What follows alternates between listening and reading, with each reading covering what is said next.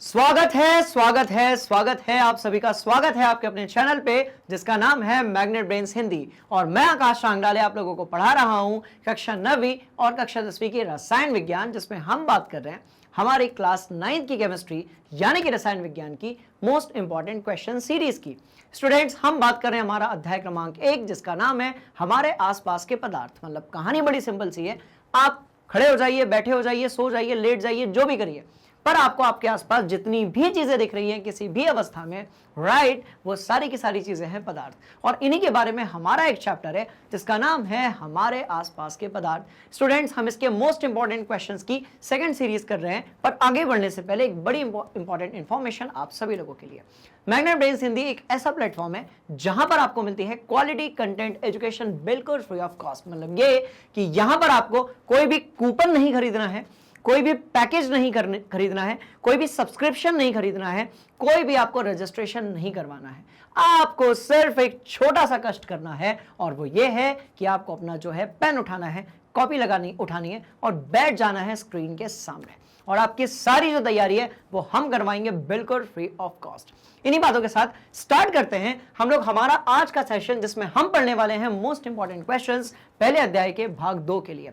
पर जैसा कि हम हमेशा करते हैं जब भी हम किसी चैप्टर को स्टार्ट करते हैं, राइट, तो हम बात करते हैं उसके एट अ ग्लांस के बारे में, और हम बात करते हैं कि उस पर्टिकुलर चैप्टर में हमने कौन सी चीजों को पढ़ा है और देखा है। बात समझ में आ गई? ध्यान से देखिएगा। तो ये जो हमारा पहला चैप्टर है हमारे आसपास के पदार्थ, यहां पर हम किन चीजों को कवर करने वाले हैं। देखो, कवर हमने कर लिया है कौन से वीडियोस में। अभी हम जब सवाल लगाएंगे तो ये सारी चीजों का रिवीजन जो है वो ऑटोमेटिकली हो जाएगा। बात समझ में आ गई? देखो, हमारे आसपास के पदार्थ में हमने ये देखा था कि जो पदार्थ होता है बेसिकली उसका भौतिक स्वरूप क्या होता है। मतलब यहां पर हम केमिकल रिएक्शंस के बारे में बात नहीं करेंगे, यहां पर हम बात करेंगे किसके बारे में, भाई भौतिक स्वरूप क्या होता है, क्या उसकी अवस्था होती है। यदि ये पेन आपका ठोस है तो ये ठोस क्यों है, यदि इस बोतल के अंदर पानी भरा हुआ है तो वो द्रव अवस्था में कैसे पाया जाता है, यदि मैं इसका तापमान कम कर दूं तो कैसे जो पानी है वो जम जाएगा, यदि मैं इसका तापमान बहुत ज्यादा बढ़ा दूं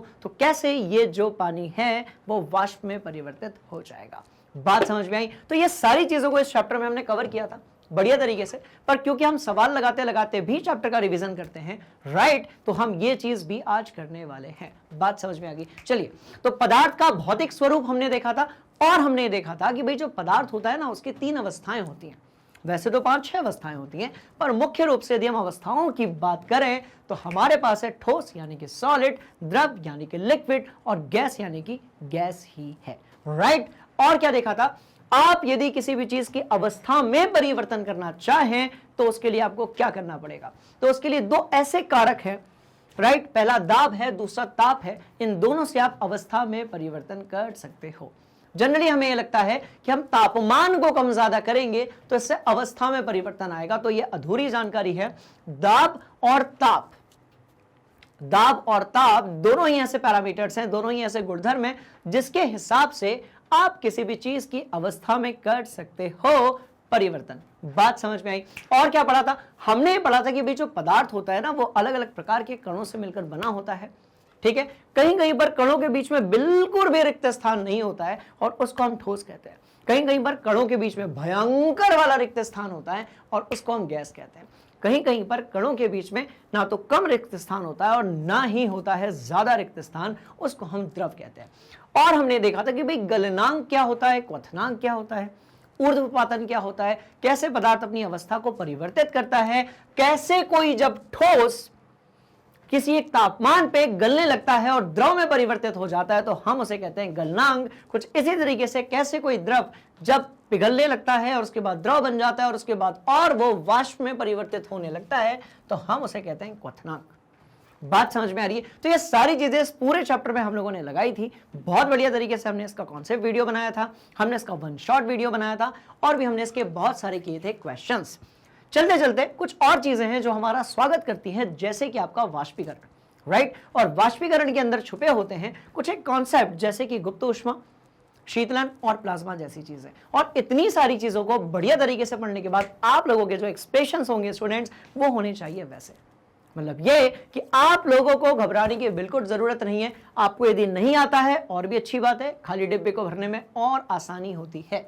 बात समझ में आ गई? तो आपको यदि नहीं आता है तो नॉट टू वरी, कोई दिक्कत नहीं है। मैं जितने क्वेश्चंस करवाऊंगा इसके साथ साथ मैं सारे क्वेश्चंस के कॉन्सेप्ट जो है वो आपके दिमाग के अंदर फिट कर दूंगा। राइट, चलो और क्या था, और तो बाकी सब कुछ ठीक है। आज होने वाली है ज्ञान की वर्षा, जिसमें हम सब भीगने वाले हैं और इस चैप्टर की तैयारी बढ़िया तरीके से करने वाले हैं। बात समझ में आ गई? चलते हैं पहले क्वेश्चन की तरफ और देखते हैं कि पिटारे में से क्या निकलता है। चलो भाई, पहले क्वेश्चन में बात हो रही कि जब गलनांक की बात हो या क्वथनांक की बात हो तो किसी पदार्थ का ताप जो रहता है वह स्थिर क्यों रहता है। सवाल पैदा होता है कि सर ताप स्थिर रहता है गलनांक पे, क्वथनांक पे, ये जो पूरी कहानी है ना इसको जल्दी से समझा दीजिए। अब जो चीज मैं आपको बता रहा हूं इसको आप क्लास 10th 11th 12th और उसके बाद भी यदि आपके सीनियर्स या बड़े भैया दीदी होंगे, राइट, तो आप उनके साथ शेयर कर सकते हैं, क्योंकि अब मैं आपको बताने जा रहा हूं आपकी जो ऊष्मा होती है, राइट, थर्मोडायनेमिक्स होती है, उसका बड़ा एक इंपॉर्टेंट चीज, और वो क्या है, ध्यान से देखो। देखो बड़ी ऐसी कहानी है, ध्यान से देखिएगा। जब कभी भी अवस्था में परिवर्तन होगा तो तापमान नियत रहेगा, यानी कि कांस्टेंट रहेगा, और जब कभी तापमान में परिवर्तन होगा तो कांस्टेंट होगी आपकी अवस्था। कैसे, समझने की कोशिश करते हैं, ध्यान से देखिएगा, ध्यान से देखिएगा, समझने की कोशिश करते हैं। और इसके लिए जो है मैं मान लेता हूं कि इस बॉटल में मेरे पास पानी की जगह भरा हुआ है बर्फ। अब यदि बर्फ भरा हुआ है इसका मतलब क्या होगा कि वो उसकी ठोस अवस्था होगी। ठीक है, चलो अब हमारे पास है ठोस अवस्था, यानी कि हम बात करते हैं किसकी, H2O की। उसके लिए हम सबसे पहले यहां पर पहुंचते हैं, हम बात करते हैं, ध्यान से देखना, पूरी की पूरी प्रोसेस को बड़े ध्यान से देखना, राइट। हम बात करते हैं H2O की, और ये जो है ये आपकी ठोस अवस्था में है। इसका मतलब ये हुआ कि इसको मुझे बर्फ कहना पड़ेगा। चलो, तो ये बर्फ हो गया। इसको हमने गर्म करना शुरू किया, इसको हमने गर्म करना शुरू किया, मान लेते हैं कि ये 0 डिग्री सेल्सियस पर था, सॉलिड था, और किस तापमान पे था, 0 डिग्री सेल्सियस पे था। इसको थोड़ा सा इधर बनाते हैं, राइट, ध्यान से देखना, 0 डिग्री सेल्सियस पर था। अब जब आपने इसको गर्म करना शुरू किया तो आपने ये पाया कि भाई ये H2O तो है, पर अब ये कौन सी अवस्था में आ चुका है, द्रव अवस्था में आ चुका है, और अभी भी जो तापमान है वो 0 डिग्री सेल्सियस है। आप थोड़ा और आगे बढ़े, आपने कहा कि नहीं नहीं हम थोड़ा और गर्म करेंगे। हमने कहा कर लो, कोई दिक्कत वाली बात नहीं। हमने कहा H2O जो है अभी भी वो लिक्विड आपके उसमें है, पर जब आपने इसको गर्म करना शुरू किया तो वो गया आपके 100 डिग्री सेल्सियस तक। नाउ क्वेश्चन अराइज, सर ये माजरा क्या है, राइट। जब तापमान में परिवर्तन हो रहा है तो अवस्था जैसी की वैसी है, जब अवस्था में परिवर्तन हो रहा है तो आपका जो तापमान है वो जैसा का वैसा है। समझ में आया, कुछ नहीं आया, ये देखो, और यहां पर होगा 100 डिग्री सेल्सियस। अब आप ध्यान से देखिएगा, राइट, तो ये वाला जो है ये बर्फ है, ये वाला आपका जो है वो जल है, राइट, ये वाला भी आपका जो है वो जल है, और ये जो है ये आपकी वाष्प है। अब इस पूरे प्रक्रम को यदि हम ध्यान से देखें, इस पूरी प्रोसेस को यदि हम ध्यान से देखें तो हम ये पाएंगे कि यहां पर जो है हो चुका है खेल। किस टाइप का खेल हो चुका है, ध्यान से देखो। पहला खेल, दूसरा खेल, तीसरा खेल, चौथा खेल, और इस खेल को अंजाम दिया है आपने और मैंने। कैसे, ध्यान से देखो, है ना। 1 मिनट लगेगा और 1 मिनट के अंदर हमेशा के लिए ये जो पहेली है, ये जो गुत्थी है वो सुलझ जाएगी। कैसे, देखो। अब आप मुझे एक बात बताओ, बर्फ जो है ये ठोस अवस्था है, बर्फ जो है स्टूडेंट्स ये कैसी अवस्था है, तो भाई ये ठोस अवस्था है। चलो, ये कैसी अवस्था है, तो ये ठोस अवस्था है। अच्छा, ये कैसी अवस्था है, तो ये द्रव अवस्था है। ये भी कैसी अवस्था है, तो द्रव अवस्था है, और ये है आपकी गैस अवस्था। बात समझ में आ गई। अब देखिए, ठोस अवस्था में आपका बर्फ था, ठोस अवस्था थी, तापमान क्या था। आप यदि इन दोनों की तुलना करेंगे, पहले वाले दोनों की तुलना करेंगे, तो आप ये जानेंगे कि सर तापमान तो एक जैसा था पर अवस्था अलग अलग थी। बात समझ में आई। पहले वाले की आप यदि तुलना करेंगे तो आप ये जानेंगे कि सर क्या था। ध्यान से देखिएगा, इन दोनों की यदि आप तुलना करते हो, इन दोनों की, सबकी हम करने वाले हैं तुलना, राइट। अब देखो, यदि हम इन दोनों की तुलना करते हैं, हम तुलना भी करेंगे, मजे भी लेंगे और मुस्कुराएंगे भी, राइट। और फिर हम करेंगे इन दोनों की तुलना। इसके लिए मुझे थोड़ा सा यहां पर ऐसे करना पड़ेगा और छोटा बनाना पड़ेगा, ऐसा ऐसा ऐसा। बात समझ में आ गई? सबकी हम करते हैं तुलना। बड़े ध्यान से इस कहानी को देखिएगा। अब जब हमने इसकी तुलना किया तो हमने ये जाना कि ताप एक समान है, तापमान कैसा है, एक समान है। ऊष्मा देते जा रहे हो, राइट। तापमान जो है वो कैसा है, एक समान है। पर जो आपका दाब नहीं, सॉरी, जो अवस्था है उसमें क्या हो रहा है, उसमें हो रहा है परिवर्तन। इसमें जो है वो क्या हो रहा है, आपका परिवर्तन हो रहा है। तो तापमान एक समान है पर अवस्था में क्या हो रहा है स्टूडेंट्स, परिवर्तन। हम थोड़ा और आगे बढ़े। हमने यहां पर यह देखा कि अवस्था एक समान है, मतलब आपका जो जल है वो 0 डिग्री सेल्सियस पे भी पाया जाता है और पाया जाता है 100 डिग्री सेल्सियस पे। मतलब कि अब जो ताप है, राइट, तापमान या ताप जो है वो क्या हो रहा है, वो परिवर्तन हो रहा है। ध्यान से देखिएगा, इसका परिवर्तन हो रहा है और अवस्था जो है वो एक समान है। अब ये माजरा क्या है, एक समान है। थोड़ा आप और आगे बढ़े, आपने उसको और गर्म करना शुरू किया। बस ध्यान से देखिएगा, 1 मिनट में कॉन्सेप्ट खत्म, राइट, पक्का ना। चलो फिर हमने ये देखा कि सर इन दोनों में तो फिर वही बात हो गई, मतलब तापमान जो है वो कैसा है। अब यहां पर तापमान कैसा है भाई, आपका एक समान है, राइट। तो तापमान जो है ये कैसा है, एक समान है। पर यहां पर फिर अवस्था बदल गई, एक तरफ कहां द्रव, दूसरे तरफ कहां गैस। तो यहां पर अवस्था जो है उसमें क्या आया, इसमें आ गया चेंज। अब ये कहानी क्या है, तो बड़ी सिंपल सी कहानी है, आप हमेशा याद रखिएगा। देखिए, जब तापमान एक समान रहता है तो अवस्था में परिवर्तन होता है। जब भी किसी पदार्थ को हम लोग गर्म करना शुरू करते हैं, यदि उसके तापमान में परिवर्तन हो रहा है तो उसकी अवस्था जो है वो वैसी की वैसी ही रहेगी। मतलब इस भाई का कोई टेम्परेचर होगा, कितना होगा, 25 डिग्री सेल्सियस होगा। यदि मैं इस पानी को गर्म करता हूं तो ये 80 डिग्री सेल्सियस पहुंच जाएगा। अब एक तरफ था 25, एक तरफ है 80, एक तरफ था ये द्रव और दूसरी तरफ भी ये द्रव ही है। इसका मतलब एक ही अवस्था पर आपको दो अलग अलग तापमान मिलते हैं और एक ही तापमान में आपको दो अलग अलग प्रकार की मिलती हैं अवस्थाएं। तो ध्यान से देखिए, तो इस तरीके से आपको यह ध्यान रखना है कि जब कभी भी अवस्था में परिवर्तन हो रहा होगा, तापमान वही का वही रहेगा।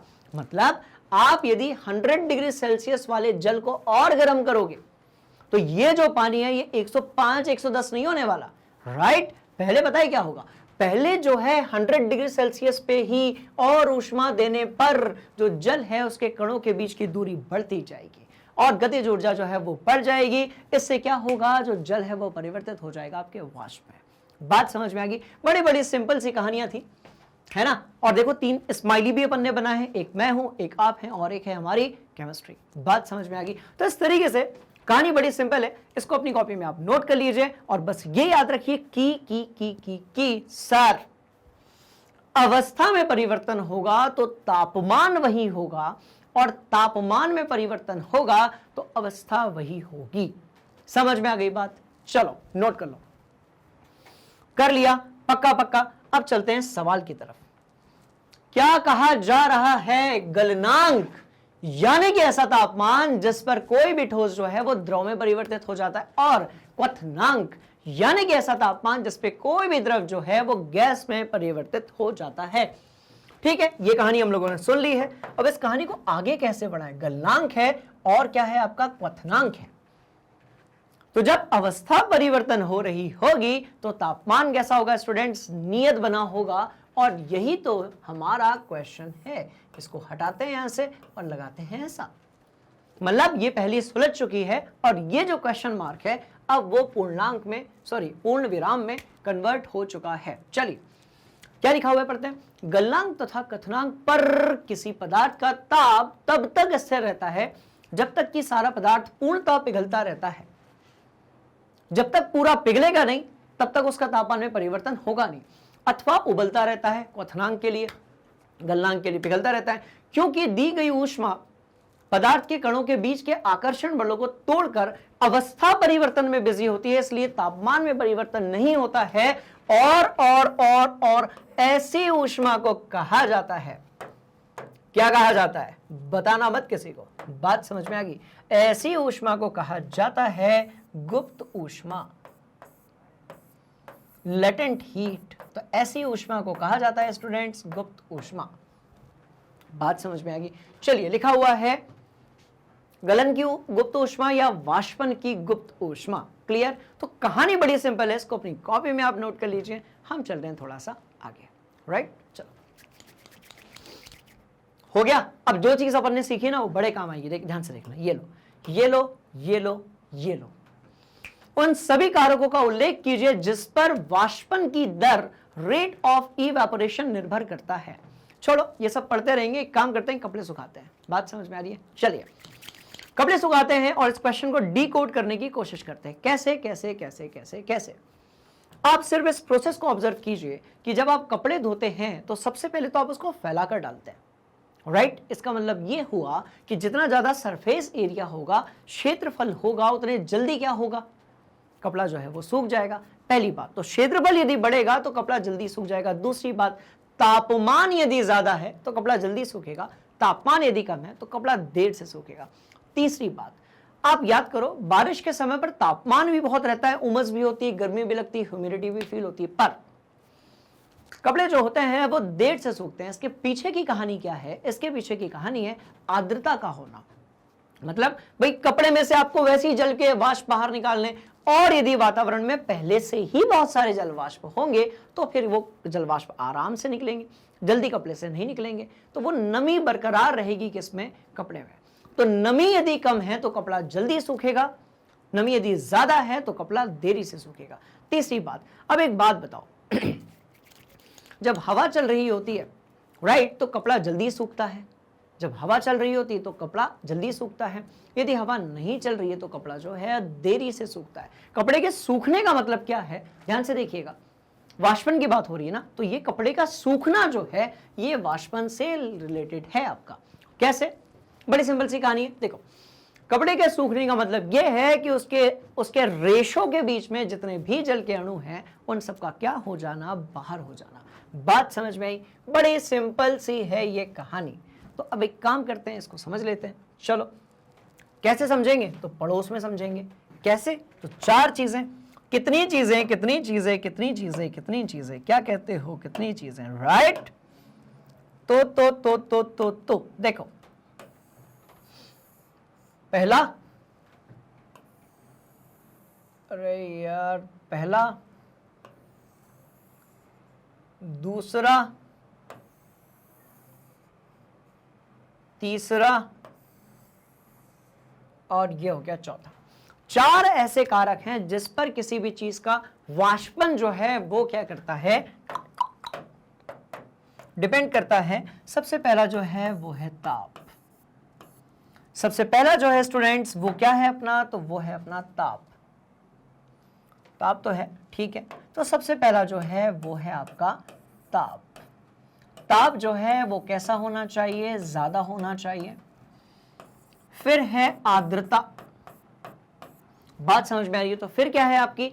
आर्द्रता। तो आर्द्रता कैसी होनी चाहिए? कम होनी चाहिए। और क्या है? क्षेत्रफल। जो भी चीज का वाष्पन आप कर रहे हो उसका क्षेत्रफल ज्यादा होगा तो जल्दी वाष्पन होगा। इसलिए आपने देखा होगा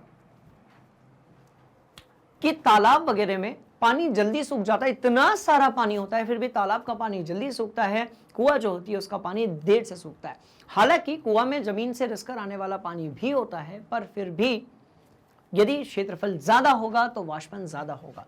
और वायु की गति, तो किसकी बात होगी? तो बात होगी यहां पर वायु की गति की। तो वायु की यदि ज्यादा है, वायु की गति यदि ज्यादा है तो कपड़ा जो है वो कैसा होगा स्टूडेंट्स? वो जो है आपका जल्दी सूखेगा। बात समझ में आ गई? तापमान होना चाहिए ज्यादा, आर्द्रता होनी चाहिए कम, क्षेत्रफल होना चाहिए ज्यादा, वायु की गति होनी चाहिए ज्यादा। यदि ये चार पैरामीटर्स हैं तो कपड़ा जो है जल्दी सूखेगा, मतलब ज्यादा वाष्पन के लिए बात समझ में आ रही है? ज्यादा वाष्पन के लिए, दैट्स ऑल, ज्यादा वाष्पन के लिए हमें इन चीजों पर ध्यान देने की जरूरत जो है। कहानी सिंपल है, एकदम आसान है, इसको कॉपी में नोट करो। ये कोई सवाल होता है? ऐसे क्वेश्चंस को तो हम ऐसे यूं करते हैं। बात समझ में आ रही है? क्लियर है कहानी? तो ये कोई सवाल थोड़ी होता है स्टूडेंट्स, बिल्कुल मत घबराओ, मैं सारी तैयारी करवाऊंगा, बस आप बने रहो मेरे साथ। राइट, चलो खेल खत्म हो चुका है इसका, अब बढ़ेंगे आगे और चलेंगे अगले सवाल की तरफ, है ना। और आपको लिखना क्या है, तो आप ये लिखिए, पृष्ठीय क्षेत्रफल। अब देखो लिखा हुआ है ना, प्याली में चाय जल्दी ठंडी होती है कप की अपेक्षा।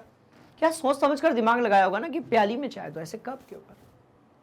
बात समझ में आ रही? अब आपने प्याली में डाला, चाय जल्दी ठंडी हो गई, पर बड़े ही जल्दी ठंडी हो जाती है यार, मजा नहीं आता पीने में। नहीं, कप में पीना, ठीक है। चलो और चलते हैं किस पर, तापमान। तापमान ज्यादा जल्दी वाष्पन होगा, आर्द्रता ज्यादा वाष्पन कैसा होगा आपका, धीरे होगा। और आपकी होगी वायु की गति, यानी कि विंड स्पीड। तेज हवा यदि चल रही है तो कपड़ा जो है जल्दी सूखेगा और सूखकर उड़ भी जाएगा। हवा यदि नहीं चल रही है तो कपड़ा देरी से सूखेगा। तो इसीलिए यदि लू चल रही है, बात समझ में आ रही है, लू यदि चल रही है तो कितना भी मोटे से मोटा जीन्स हो, मोटे से मोटा कपड़ा हो, 2 घंटे, 2 घंटे में उसका वाष्पन जो है वो बहुत बढ़िया तरीके से हो जाएगा। राइट, चलो अब चलते हैं आगे। प्रश्न क्रमांक 3 जो है वो हमारा वेट कर रहा है, उसका कहना है भैया पढ़ लो मेरे को भी, मैं परीक्षा में आ सकता हूं। मैंने कहा बिल्कुल पढ़ेंगे। चलो, आपके अध्यापक द्वारा आपको नेफ्थलीन तथा अमोनियम क्लोराइड का मिश्रण दिया गया, इनको पृथक करने की प्रक्रिया को नामांकित चित्र द्वारा सुझाइए। क्या कहते हो? नेफ्थलीन जानते हो, अमोनियम क्लोराइड जानते हो, राइट। क्या ऊर्ध्वपातन जैसी कोई चीज आपके दिमाग में आ रही है? और यदि आ रही है तो पहले अपनी कॉपी में उसको लिख लो, उसके बाद मैं डिस्कस करता हूं पीछे छुपे हुए कॉन्सेप्ट के बारे में। चलिए, तो भाई इसके पीछे का कॉन्सेप्ट क्या होगा? बड़ी सिंपल सी कहानी है। एक जो है वो जल में अघुलनशील है और एक जो है वो कैसा है, घुलनशील है। बात समझ में आ गई? अब अघुलनशील कौन है? तो नेफ्थलीन जो है वो जल में अघुलनशील होता है, वहीं के वहीं कार्बनिक विलायक ईथर में घुलनशील होता है। नेफ्थलीन जो है वो जल में अघुलनशील होता है, मतलब वो हाइड्रोजन बॉन्डिंग नहीं करता है, पर कार्बनिक विलायक, एक प्रकार का कार्बनिक विलायक है ईथर, उसमें नेफ्थलीन जो है वो घुलनशील होता है, ठीक है। तथा कमरे के ताप पर वाष्पशील होता है। और कमरे के ताप पर क्या होता है भाई? वाष्पशील होता है। बात समझ में आ गई? तो नेफ्थलीन जल में मिलने वाला है नहीं। ठीक इसके विपरीत अमोनियम क्लोराइड जो है आपका, वो क्या होगा? वो होगा जल में घुलनशील। ठीक इसके विपरीत अमोनियम क्लोराइड जो है वो जल में क्या होगा आपका? घुलनशील होगा। अब सवाल पैदा होता है कि दोनों का पाउडर लिया और उसको किस में डाल दिया भाई? पानी में डाल दिया। ये लो, दोनों का पाउडर लिया और उसको डाल दिया पानी में। अब इससे हुआ क्या? ध्यान से देखिएगा। अब इससे क्या हुआ? अमोनियम क्लोराइड जो है वो जल में घुलनशील हो गया, नेफ्थलीन जल में घुलनशील नहीं है, ठीक है। तो हम क्या करेंगे? देखो, अब नेफ्थलीन घुलनशील नहीं है तो वो तो नीचे की तरफ सेटल हो जाएगा, इस तरीके से बैठ जाएगा। अब इस पानी को आपने थार लेना और इस पानी का हम कर देंगे क्या? आसवन। तो इससे आप क्या कर सकते हो? इससे आप जो है अलग अलग कर सकते हो अमोनियम क्लोराइड को और किसको? जल को। तो ये बड़ी सिंपल सी कहानी थी, ध्यान से देखिएगा। और चल रहे हैं अगले सवाल की तरफ। चलिए, गैसों की संपीड्यता सर्वाधिक होना किस प्रकार लाभदायक है? सबसे पहला सवाल यह पैदा होता है कि सर ये संपीड्यता क्या है, संपीड़न कैसे होता है? बड़ी सिंपल सी कहानी है, ध्यान से देखिए। अब जितनी भी गैसें होती हैं उनके जो कणों के बीच की दूरी होती है वो बहुत ज़्यादा होती है और उनके बीच में जो रिक्त स्थान होता है वो बहुत ही ज़्यादा होता है। मान लेते हैं कि अपने को जो है, अपने को एक सिलेंडर है, ध्यान से देखना। क्या आपने एलपीजी सिलेंडर देखा है? पक्का जी। यदि आपने एलपीजी सिलेंडर देखा है तो आपने ऐसा तो देखा ही होगा, ये ऐसा बना रहता है नीचे से ऐसा, राइट, ऐसा बना रहता है एलपीजी सिलेंडर। इस तरीके से जो है, एग्जैक्ट तो नहीं बन पाएगा स्टूडेंट्स, बट इस तरीके से जो है एलपीजी सिलेंडर बना रहता है। ऊपर से भी जो है कुछ इसी तरीके से हम बना लेते हैं ऐसे, और इसको भी कुछ हम इस तरीके से बना लेते हैं इस तरीके से। चलो, और कहानी क्या है? तो बड़ी सिंपल सी कहानी है कि यहाँ से लेकर यहाँ तक जो है एक ऐसा ये बना रहता है और ये है आपका एलपीजी सिलेंडर। चलो, तो ये हो गया आपका एलपीजी सिलेंडर। अब इस एलपीजी सिलेंडर में क्या होता है, ध्यान से देखिएगा। तो this is the LPG cylinder. अब देखो इसके अंदर जो गैस होती है ना वो बहुत ही ज्यादा प्रेशर के साथ भरी होती है। अब ऐसा होता क्यों है, ध्यान से देखिएगा। मान लेते हैं कि हमें जो है क्या करना है, इसके अंदर ये गैस है। अब यदि हम क्या होगा, इसके अंदर का दाब बढ़ाएंगे तो इस दाब को बढ़ाने से क्या होगा, जो कण है वो एक दूसरे के बहुत पास में आ जाएंगे। कण यदि एक दूसरे के बहुत ज्यादा पास में आ गए तो इससे क्या होगा, इसी जो गुणधर्म है उसको हम कहते हैं कि संपीड़ित होना। तो ये जो गुणधर्म है ये क्या कहलाएगा, संपीड़ित हो जाएगा। और संपीड़ित होने से जो अवस्था है, ठीक है, गैसीय अवस्था से ये किस में हो जाएगा, द्रवीय अवस्था में। तो गैस यदि संपीड़ित होती है तो इसका सबसे पहला फायदा तो ये है कि आप एलपीजी सिलेंडर बना सकते हो। गैस यदि संपीड़ित होती है तो इसका मतलब ये हो गया कि आप सिलेंडर बना सकते हो और उसके अंदर आप क्या भर सकते हो, भाई गैस भर सकते हो।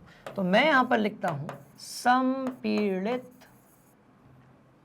संपीड़ित क्या है, गैस है। और कौन सी गैस है, तो आपकी एलपीजी गैस, जिसमें आपके पास प्रोपेन है, ब्यूटेन है, प्रोपाइलीन है, ब्यूटाइलीन है, और उसमें हम मिथाइल मरकैप्टेन भी मिलाते हैं, जिससे आपको उसकी गंध जो है वो महसूस हो सके। चलिए, तो संपीड़ित गैस की बात हो गई। अब चलते हैं, यहां पर लिखा हुआ है, देखो क्यों जरूरी होता है, ध्यान से देखिएगा। गैसों की संपीड़ितता काफी अधिक होने के कारण गैसों को अत्यधिक आयतन को एक कम आयतन वाले सिलेंडर में भरा जा सकता है। आप बस याद रख लीजिए कि यदि आपको इसमें पानी दिख रहा है, यदि देखो ये पानी जो है वो ज्यादा नहीं फैलेगा, इसको मैं नीचे ऐसे गिरा दूंगा, ये वाष्पीकृत हो जाएगा। पर यदि इसकी जगह एलपीजी गैस होती, पूरे प्रेशर के साथ भरी होती, और उस अपन ढक्कन यहां से खोल देते, तो पता है इससे होता क्या, इतनी एलपीजी गैस जो है वो इस पूरी बिल्डिंग में, या आप ये समझ लीजिए इतनी एलपीजी गैस जो है वो आधे फुटबॉल के मैदान में आपकी विस्तृत हो सकती है।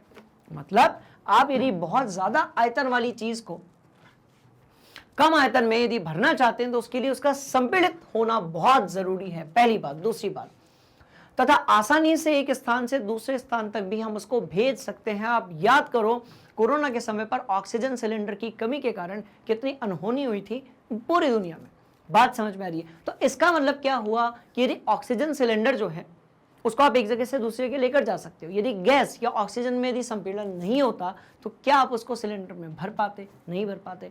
यदि ऐसा नहीं होता तो क्या आप एलपीजी गैस का सिलेंडर बना पाते, नहीं बना पाते। चलिए, कौन से इसके महत्वपूर्ण उपयोग हैं वो देख लेते हैं। सिंपल सी बात है भाई, द्रवीकृत पेट्रोलियम गैस को संपीड़ित कर द्रवीय अवस्था में लाया जाता है, जिसके बारे में हम अभी बात कर रहे थे।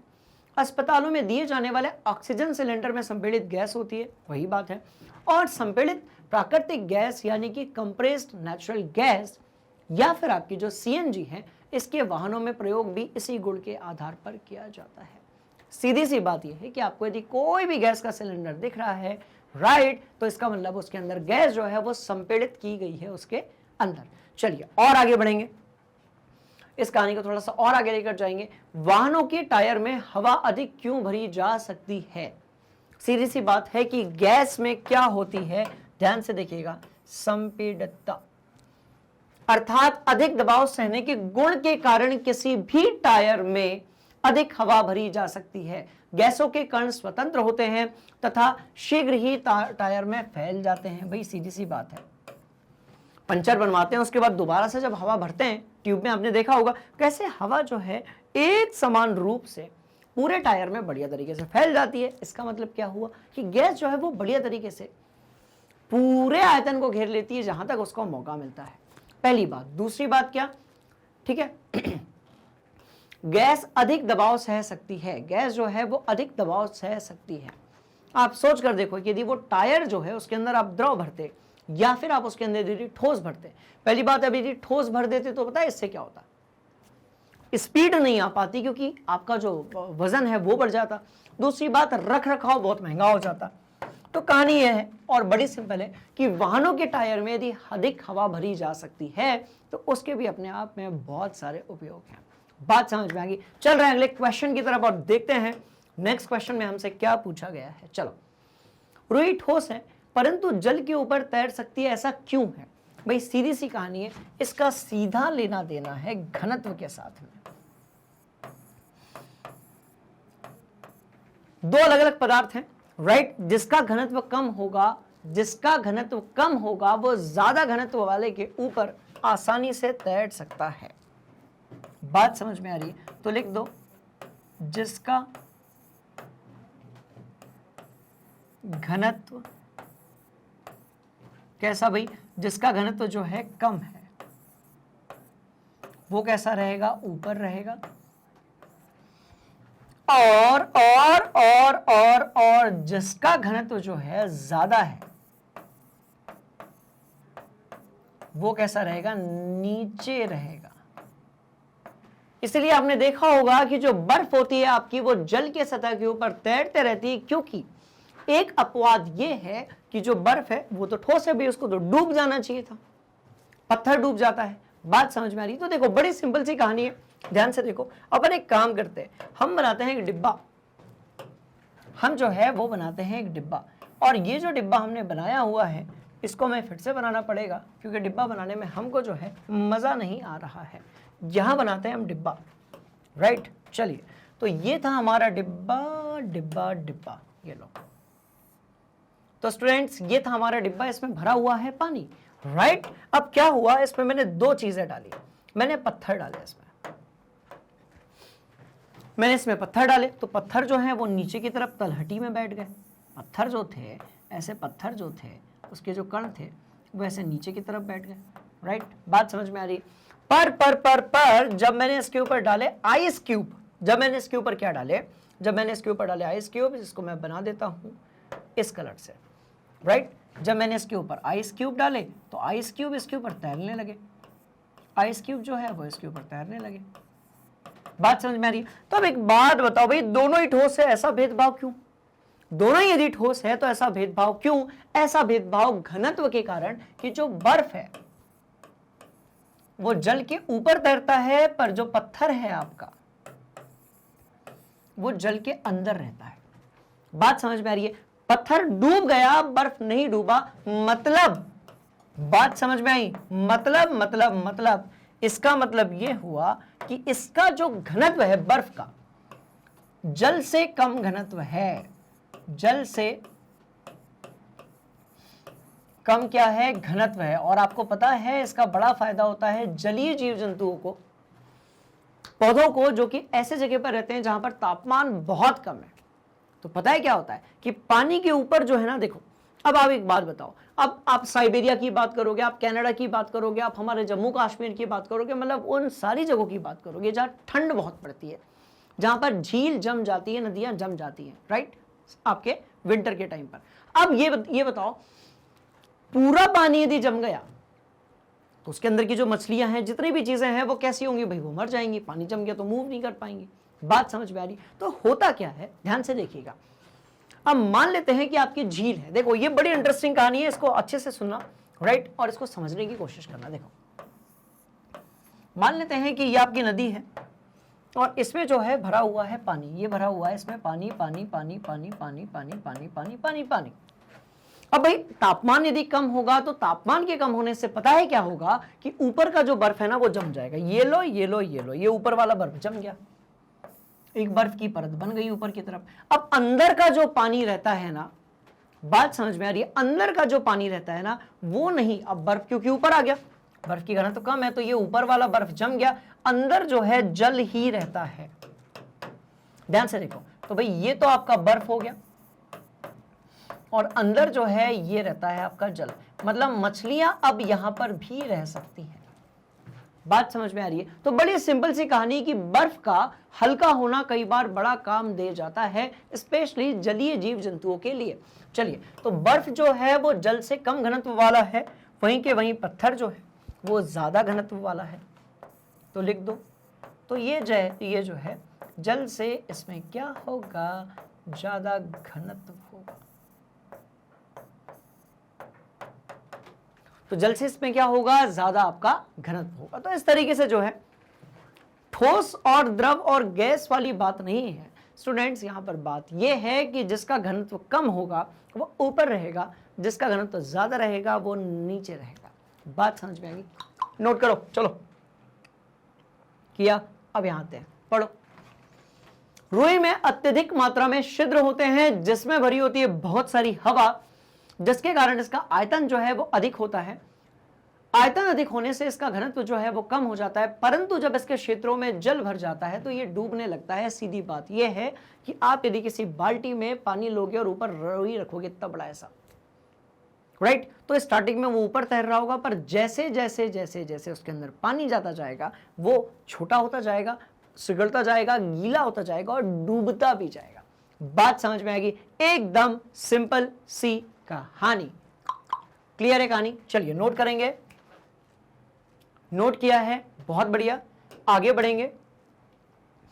गर्मियों में लोग अक्सर घरों की छतों पर या आसपास के खुले स्थानों पर जल का छिड़काव क्यों करते हैं? ध्यान से देखिएगा।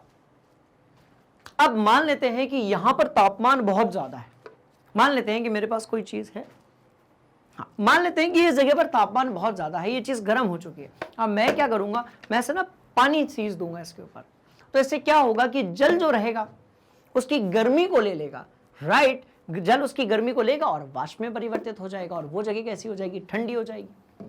बात समझ में आ रही है? आपने देखा होगा कि जहां पर सीमेंटेड जगह नहीं होती है, मतलब मैं बात कर रहा हूं मिट्टी की, गांव में जो आंगन होते हैं, घरों के जो हमारे आंगन होते हैं, सीमेंटेड नहीं, मिट्टी वाले, राइट, उसके ऊपर यदि आप गर्मियों के समय पर शाम के टाइम पर लोग क्या करते हैं, याद करो, पहले सफाई कर लेते हैं, उसके बाद पानी डाल देते हैं और कितनी बढ़िया खुशबू आती है, मजा आ जाता है बिल्कुल, और ठंडक भी लगती है।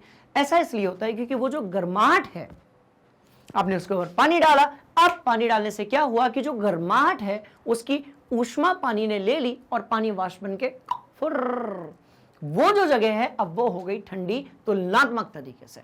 बात समझ में आ रही है? वही लिखा होगा, देखो। तो इसके पीछे की केमिस्ट्री जो भी हो, बट इसके पीछे का जो मजा है वो हम सब बचपन से लेते आ रहे हैं। बड़ा मजा आता है जब स्पेशली गांव में बड़े बड़े आंगन होते हैं, राइट, मिट्टी के आंगन होते हैं, और गर्मियों के समय पर बढ़िया पानी का छिड़काव कर दीजिए, शाम के टाइम पर बढ़िया बाहर बैठिए, अच्छी सौंधी खुशबू आती है, एकदम जो है जिंदगी का आनंद। बात समझ में आ गई? आगे बढ़ेंगे। देखो, तो गर्मियों में लोग अक्सर घरों की छतों पर या आसपास खुले जो जगह है वहां पर छिड़काव करते हैं, क्योंकि जमीन अत्यधिक ऊष्मा का अवशोषण कर लेती है। सही बात है भैया, गर्म हो जाता है, चल नहीं सकते आप। बात समझ में आ रही है? अब यदि आप क्या करोगे, जल उसके ऊपर डालोगे तो जल के कण ऊष्मा का अवशोषण करेंगे, जल ने ली ऊष्मा, अब जल का कण जो है फुर्र हो गया वाष्प बनकर, तथा वाष्पीकरण तेजी से होगा, तथा वाष्पीकरण की गुप्त ऊष्मा के कारण सतह जो है वो ठंडी हो जाएगी। सिंपल सी कहानी है। एक तरफ से यदि गर्माहट जा रही है तो दूसरी तरफ से क्या आ रही है? एक तरफ से गर्माहट जा रही है तो दूसरी तरफ से क्या आ रही है? शीतलता आ रही है। बात समझ में आ रही? जैसे कि जब आप पढ़ाई करते हो तो एक तरफ से जब ज्ञान आता है तो दूसरी तरफ से अज्ञानता बाहर चली जाती है। क्लियर है कहानी? इसलिए पढ़ना बहुत जरूरी है, इसीलिए कॉन्सेप्ट्स को समझना बहुत ही ज्यादा जरूरी है। चलो सीधे नोट किया जाएगा कॉपी में, यदि कोई डाउट है पूछा जाएगा कमेंट बॉक्स में, राइट, बिल्कुल मत घबराइए, सारी तैयारी मैं करवाऊंगा, ठीक है ना। चलो हो गया पक्का? ठीक, आगे बढ़ेंगे। अवस्था परिवर्तन में पदार्थ के भीतर आए हुए परिवर्तनों का क्या करना है? उल्लेख करना है, या वही कर देंगे। जब कोई बर्फ पिघलती है तो प्रारंभ में उसका तापमान पूर्ववत ही रहता है, कारण बताइए? बड़ी सिंपल सी कहानी है, ध्यान से देखिएगा। अवस्था परिवर्तन में पदार्थ के भीतर आए परिवर्तन कौन से? जब अवस्था परिवर्तित हो रही होती है तो तापमान आपका नियत रहता है। बात समझ में आ रही है? समझने की कोशिश करते हैं, ध्यान से देखिए। कैसे समझेंगे? तो बढ़िया सी चीज है, हमने कहीं ना कहीं पक्का बनाया होगा, बिल्कुल बनाया होगा, ये बनाया है। बात समझ में आ गई? अब देखो देखो देखो देखो देखो देखो, क्या लिख रहा है? जल, H2O, कौन सी? द्रव अवस्था, 100 डिग्री सेल्सियस। अब यदि जल है तो आप उसको क्या, यदि वाष्प बनाना चाहते हो तो करोगे क्या? मान लेते हैं कि इस बॉटल में जो है पानी भरा हुआ है 100 डिग्री सेल्सियस में। अब यदि आप इसको वाष्प बनाना चाहते हो तो आप क्या करोगे? आप इसका हैप्पी बर्थडे मनाओगे, नीचे से गर्म करोगे। गर्म करोगे फिर भी तापमान नहीं बढ़ रहा, गर्म करोगे फिर भी तापमान नहीं बढ़ रहा, तो अंदर क्या हो रहा है वो मैं आपको बताता हूं, ध्यान से देखिएगा। अंदर क्या हुआ? अंदर क्या हुआ उसके लिए हम चलेंगे यहां पर। हम जो है क्या करने वाले हैं, हम एक डिब्बा यहां पर बनाने वाले हैं और हम एक डिब्बा जो है उसके पड़ोस में बनाने वाले हैं। अंतर क्या है दोनों में? बड़े ध्यान से देखिएगा, बड़ी सिंपल सी कहानी है जो मुझे आप लोगों को सुनानी है, ठीक है। देखो ऐसे नहीं काम करते, कण बनाते हैं, कण, ठीक है। चलो मैं बनाने वाला हूं जल के कुछ कण, ये लो ये लो ये लो ये लो ये लो, इतने तो दूर दूर नहीं रहेंगे यार, पास पास ही रहेंगे जैसे। तो जल के ये यहाँ पर कण है, इतना पानी भरा हुआ है काले रंग से, जो भी आपको दिख रहा है वो जल के कण हैं, हालांकि जल काला नहीं है, राइट। तो ये हो गए हो गए हो गए हो गए हो गए हो गए हो गए हो गए हो गए हो गए हो गए हो गए जल के कण। बात समझ में आ गई। अब तापमान कितना है तो ध्यान से देखिएगा, तापमान है T बन जा, चलो T इज इक्वल टू कितना है 100 डिग्री सेल्सियस। T जो है वो कितना है 100 डिग्री सेल्सियस। अब हमने इसको गर्म करना, एक काम करते हैं इसको हम यहाँ लिखते हैं, T जो है वो है आपका 100 डिग्री सेल्सियस और H2O जो है वो कौन सी अवस्था में है, लिक्विड अवस्था। अब इसको मैंने गर्म करना शुरू किया, चलो ये मैंने इसको गर्म करना शुरू किया। अब जब मैंने इसको गर्म करना शुरू किया तो मैंने ये देखा तापमान तो बढ़ ही नहीं रहा। अच्छा एक थर्मामीटर भी लगा देते हैं, चलो ये लो, चलो एक थर्मामीटर भी लगा देते हैं। कहाँ से लगाएंगे, तो इधर से लगा दो, क्या फर्क पड़ता है, ये लो। तो एक थर्मामीटर लगा दिया यहाँ पर। तो मैंने इस थर्मामीटर से ये ऑब्जर्व किया है स्टूडेंट्स कि तापमान परिवर्तित ही नहीं हो रहा। अब ये कैसे हो गया कि ऊष्मा दे रहे हो, तापमान में परिवर्तन नहीं हो रहा। बात समझ में आई, मतलब कुछ तो अंदर चल रहा है जो हम नहीं देख पा रहे, राइट। अब देखना क्या हुआ। अब अंदर की जो कहानी है, अंदर धीरे ही धीरे धीरे धीरे ये जो कण है ये दूर होते चले गए, क्योंकि भैया ऊर्जा का संरक्षण का नियम ये कहता है कि ऊर्जा जो है बर्बाद नहीं हो सकती। गरम कर रहे हो तो अंदर कोई ना कोई खिचड़ी तो पक रही होगी। गरम यदि आपने किया तो आपको पता है क्या हुआ, ध्यान से देखिएगा। तापमान अभी भी आपका 100 डिग्री सेल्सियस ही है, पर कणों के बीच की जो दूरी है वो बहुत ज्यादा बढ़ चुकी है, राइट। और अब ये हो गया है H2O, और कौन सी अवस्था में, गैसीय अवस्था में। मतलब ये जो चीज अब यहां पर है ये है वाष्प। वाष्प में मजा नहीं आया तो लिख दो भाप। कुछ बात समझ में आई। तो सिंपल सी कहानी है कि जब अवस्था में परिवर्तन हो रहा होता है तब तापमान जो है वो एक समान रहता है, और जो ऊष्मा हम देते हैं उसके कारण बढ़ती है कणों की गतिज ऊर्जा, उसके कारण बनती है कणों की गतिज ऊर्जा। और ऐसी ऊष्मा जिससे क्या होता है, ऐसी ऊष्मा, राइट, जिससे अवस्था में परिवर्तन होता है उसको हम बोलते हैं क्या, ध्यान से देखिएगा, गुप्त ऊष्मा। तो उसको हम क्या बोलेंगे, उसको हम बोलेंगे गुप्त ऊष्मा। खेल खत्म। बात समझ में आ गई। तो ये एक सिंपल सी कहानी थी, इसको अपनी कॉपी में नोट करो। इस खेल को थोड़ा सा हम और आगे लेकर चलते हैं अगले सवाल की तरफ, ठीक है। चलो लिखा हुआ है, पहली बात, जब कोई ठोस पदार्थ द्रव में बदलता है या द्रव गैस में परिवर्तित होता है तो आंतर आणविक आकर्षण बल घटता है, अणुओं के बीच की दूरी बढ़ती है और गतिज ऊर्जा बढ़ जाती है। बिल्कुल सही बात है। इधर हुआ क्या, आकर्षण बल कम हुआ, गतिज ऊर्जा बढ़ गई और भागने लगे यहां वहां, ठीक है। चलो बढ़िया बढ़िया बढ़िया।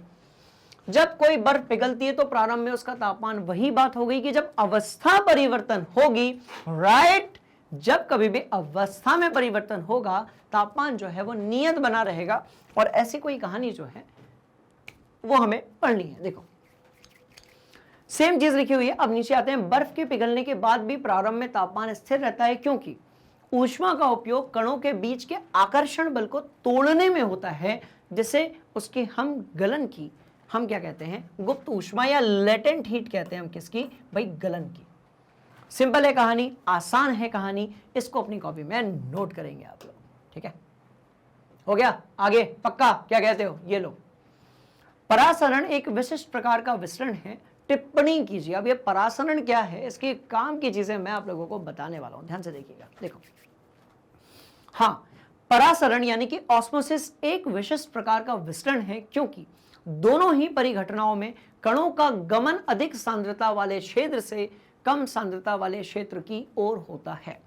हालांकि परासरण की स्थिति में एक अर्ध परागम्य झिल्ली, जिसे हम एसपीएम भी कहते हैं,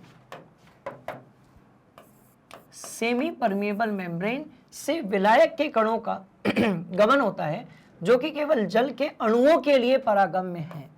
सर क्या हुआ, हिंदी में बताइए। यहां पर क्या हुआ, इसको हिंदी में बात करने की कोशिश करते हैं, यानी कि समझने की कोशिश करते हैं। देखो देखो, आपका ना पढ़ाई में मन नहीं लग रहा था। आपका जब पढ़ाई में मन नहीं लग रहा था तो आपने किया क्या, आपने जो है कटोरी ली, ठीक है। इस कटोरी के अंदर पता है आपने क्या किया, आपने डाल दिया पानी। कौन सा वाला पानी, बढ़िया वाला, साफ वाला पानी। ये लो, एकदम लाइट आपको पानी दिख रहा होगा, राइट। डायग्राम में एकदम लाइट आपको पानी दिख रहा होगा। और ये डाल दिया मैंने इसमें जल। अब मैंने इसमें डाल दिया जल। यार कटोरी थोड़ी बड़ी बना ले अपन, हाँ, क्योंकि जो चीज डालूंगा वो दिखेगी नहीं, कोई बात नहीं, चलेगा। चलो, कटोरी में मैंने डाल दिया यहां पर ऐसे जल। अब आपको पढ़ाई में मन नहीं लग रहा था, किसी ने आपसे कहा कि एक काम करो, किशमिश खाओ, किशमिश खाने से पढ़ाई में मन लगता है। ऐसा कुछ नहीं है, पढ़ाई में मन के लिए इंटरेस्ट की जरूरत है, राइट। और मैग्नेट ब्रेन्स हिंदी पर आने की जरूरत है। मन हम सब लगवा देंगे, तैयारी हम पूरी करवा देंगे, नॉट टू वरी, ठीक है। अब हुआ क्या, पानी ले लिया आपने उसके अंदर। अब किसी ने कहा भैया किशमिश खाओ, किशमिश खाने से जो है मार्क्स अच्छे आते हैं केमिस्ट्री में। अब आपने क्या किया, आपने जो है किशमिश ला ली। ये लो, आपने ऐसे किशमिश ली, ये आपकी किशमिश हो गई, राइट। और 2-3 कलर की किशमिश बनाते हैं अपने पास, बहुत वैरायटी है स्टूडेंट्स, ठीक है। चलो, ये लो, ये लो और ये लो। अब ये हो गई किशमिश। अब इस किशमिश को आपने क्या किया, जल में डाल दिया, ठीक है। रात में इस किशमिश को आपने जल में डाल दिया और सुबह आपने देखा कि जो किशमिश है वो तो अंगूर बन गई। अच्छा, मतलब ऐसा क्या हुआ कि किशमिश फूल गई, ऐसा क्या हुआ कि जो रेजिन थी, यानी कि आपकी किशमिश थी, वो कैसी हो गई भाई, फूल। ऐसा क्या हुआ, क्यों, ऐसा क्यों हुआ भैया, क्यों किशमिश जो है वो फूल गई। बात समझ में आ रही है, क्यों किशमिश जो है अंगूर बन गई, क्यों जो किशमिश है वो फूल गई, ऐसा क्या हुआ। मतलब ध्यान से देखिएगा, देखो ये आपको भी पता है कि किशमिश के अंदर जल की मात्रा तो होती है, बहुत कम होती है, इसलिए वो हमें मुलायम लगती है। पर हुआ क्या, ध्यान से देखिएगा, जब किशमिश को अपने पानी के अंदर डाला तो जल के अणु जो थे, राइट, वो पानी से निकल के किसके अंदर चले गए, किशमिश के अंदर चले गए, और किशमिश जो है वो भूल गई। अब ये जो कहानी है, इसको हम रसायन विज्ञान में कहते हैं परासरण, यानी कि ऑस्मोसिस। तो इसे ही हम कहते हैं परासरण। और जैसा कि मैं हमेशा आप लोगों को बताता हूं कि भैया कॉन्सेप्ट बड़े सिंपल होते हैं, वर्ड्स बड़े अजीब से होते हैं, आप शब्दों से घबरा जाते हैं, कॉन्सेप्ट में कोई भी दम नहीं होता। क्या पढ़ रहे, किशमिश का फूलना। बात समझ में आ रही है, ऐसी कई किशमिश आप डेली खा जाते होंगे, बात समझ में आई। तो परासरण जो है वो क्या है आपका, ऑस्मोसिस। क्या है, तो परासरण जो है वो कहानी बड़ी सिंपल है, ये है आपकी ऑस्मोसिस। क्लियर, सिंपल, बहुत बढ़िया। तो जब कभी भी कोई भी पदार्थ, स्पेशली आपका द्रव, हायर कॉन्सेंट्रेशन यानी कि उच्च सांद्रता से लोअर कॉन्सेंट्रेशन यानी कि निम्न सांद्रता की तरफ गमन करता है, तो इस प्रक्रिया को हम लोग कहते हैं परासरण। और ये क्या है, एक विशिष्ट प्रकार का विसरण है। तो आप यदि ध्यान से देखेंगे तो जो जल था, राइट, वो बड़े एक ऐसे एक समान तरीके से, एक समान दर से किशमिश के अंदर जो है वो विसरित हो चुका था। बात समझ में आ रही है। और इसके लिए जरूरत होती है कई बार आपको एसपीएम की। अब इंटरेस्टिंग बात यह है कि यदि आरओ वाटर है, राइट, तो इसके अंदर भी परासरण जो है वो छुपा हुआ है। कैसे छुपा हुआ है उसको समझने की हम कोशिश करते हैं। बात समझ में आ गई। देखो सिंपल सी कहानी है, पहले इतना आप नोट करो, ठीक है ना, कर लिया नोट, पक्का जी, ठीक है। अब मैं आपको ये बताता हूं कि ये जो हमारा परासरण होता है, ऑस्मोसिस होता है, इसका पानी के साफ होने से कैसा लेना देना है, थोड़ा इंपॉर्टेंट पार्ट है, इसको भी पढ़ेंगे और बढ़ेंगे आगे। पहले इसको आप नोट करो। तो स्टूडेंट्स अब बात वही कर लेते हैं कि भैया ऑस्मोसिस, रिवर्स ऑस्मोसिस की कहानी क्या है। तो आप ध्यान से देखेंगे, अब तो ऐसा चलता है कि भाई बिना फिल्टर के पानी कोई पीता ही नहीं है, मतलब ये कि बिना आरओ वाटर के बात नहीं चलती है। और सवाल पैदा होता है कि सर ये आरओ क्या है, राइट। तो ये जो आपका आरओ है इसको अपन यहां बनाते हैं, नहीं तो हो जाएगा आपको कंफ्यूजन, राइट। तो देखो एक तरफ है ऑस्मोसिस, एक तरफ जो है क्या है आपकी ऑस्मोसिस, और एक तरफ है आपकी रिवर्स ऑस्मोसिस। एक तरफ तो आपके पास ऑस्मोसिस है और एक तरफ कौन सी चीज है, रिवर्स ऑस्मोसिस। अब ऑस्मोसिस जो है वो ही है आपका परासरण, राइट। और रिवर्स ऑस्मोसिस जो है ये क्या है आपका, ध्यान से देखिएगा, तो ये है आपका विपरीत परासरण। तो ये है आपका विपरीत परासरण। अब सवाल पैदा होता है दोनों में अंतर क्या है सर? भैया देखो ऐसा है, सिंपल सी कहानी है, आप ये याद रखो, गंदे पानी का जो जल है, ठीक है, यदि वो देखो साफ पानी या साफ पानी यदि गंदे पानी की तरफ जा रहा है, राइट, तो ये परासरण है। साफ पानी जो है वो रासायनिक तरीके से गंदे पानी, मतलब साफ पानी का मतलब सिर्फ H2 है, और गंदे पानी का मतलब H2 में कुछ भी हो सकता है। किशमिश के अंदर का जो पानी है रासायनिक तरीके से शुद्ध नहीं है, बस स्वाद उसका जो भी हो, पर वो रासायनिक तरीके से शुद्ध नहीं है। अब देखो ये आपका जो पानी है, राइट, जब ये पानी किस तरफ जाएगा, साफ पानी जब गंदे पानी की तरफ जाएगा तो इसको हम क्या बोलेंगे, परासरण। पर यदि गंदे पानी में से आप साफ पानी को अलग निकालते हो तो इसको आप बोलोगे रिवर्स ऑस्मोसिस, यानी कि विपरीत परासरण, और इसको आप रिप्रेजेंट करोगे RO से। तो जिसको आप RO कहते हो that is basically reverse osmosis. और यदि आप गंदे पानी में से साफ पानी निकालकर उसको इस बॉटल में भरते हो और फिर उसको पी लेते हो, राइट, तो ऐसे आप जल को कहते हो रिवर्स ऑस्मोसिस जल, विपरीत परासरण जल, या रिवर्स ऑस्मोसिस आपका वाटर, यानी कि RO वाटर। समझ में आ गई कहानी? अब यहां चलते हैं। तो लिखा हुआ है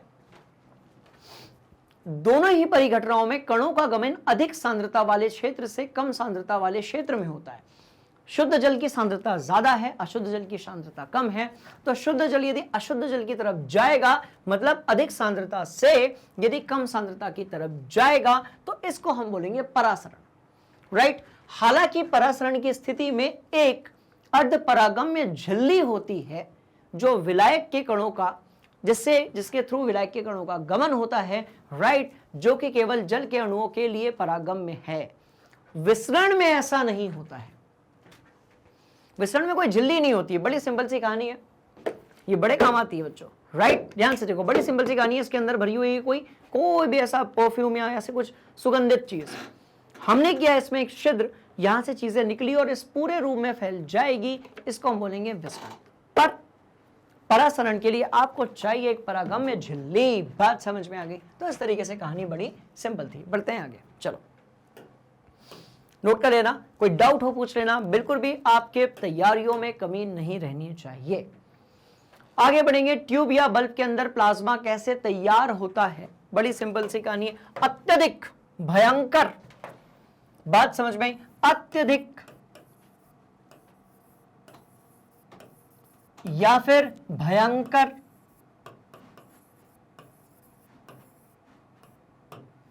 भयंकर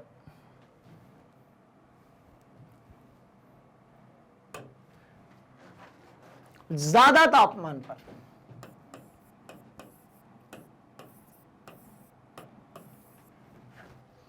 जब किसी गैस को आप बहुत ज्यादा तापमान देते हो, भयंकर अत्यधिक विनाशकारी तापमान जब आप देते हो, तब वो परिवर्तित हो जाता है कौन सी अवस्था में?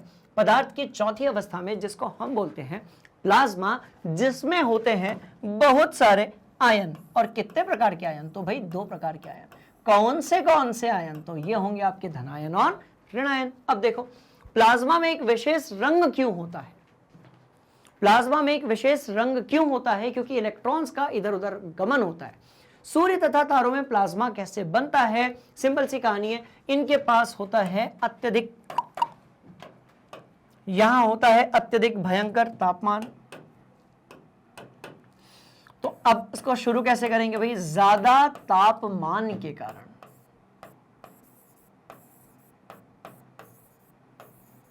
तो कहां से शुरू करोगे? ज्यादा तापमान के कारण। That's all. पढ़ लेते हैं। इसमें विद्यमान गैसों से विद्युत ऊर्जा प्रवाहित हो जाती है, जिसके कारण जो गैस है वो हो जाती है आयनीकृत। तापमान बहुत ज्यादा बढ़ जाता है, जिससे चमकीला प्लाज्मा तैयार होता है। गैसों के स्वभाव के अनुसार प्लाज्मा में एक विशेष रंग की चमक होती है। किसके कारण? आपके गैसों के कारण। उच्च तापमान के कारण ही सूर्य तथा तारों में प्लाज्मा बनता है, और जो गैसें होती हैं वो आयनों के रूप में, चमकीले आयनों के रूप में परिवर्तित हो जाती है। इसको भी अपनी कॉपी में आप नोट कर लीजिए, बहुत इंपॉर्टेंट क्वेश्चन है, पूछा जा सकता है। ठीक है, चलो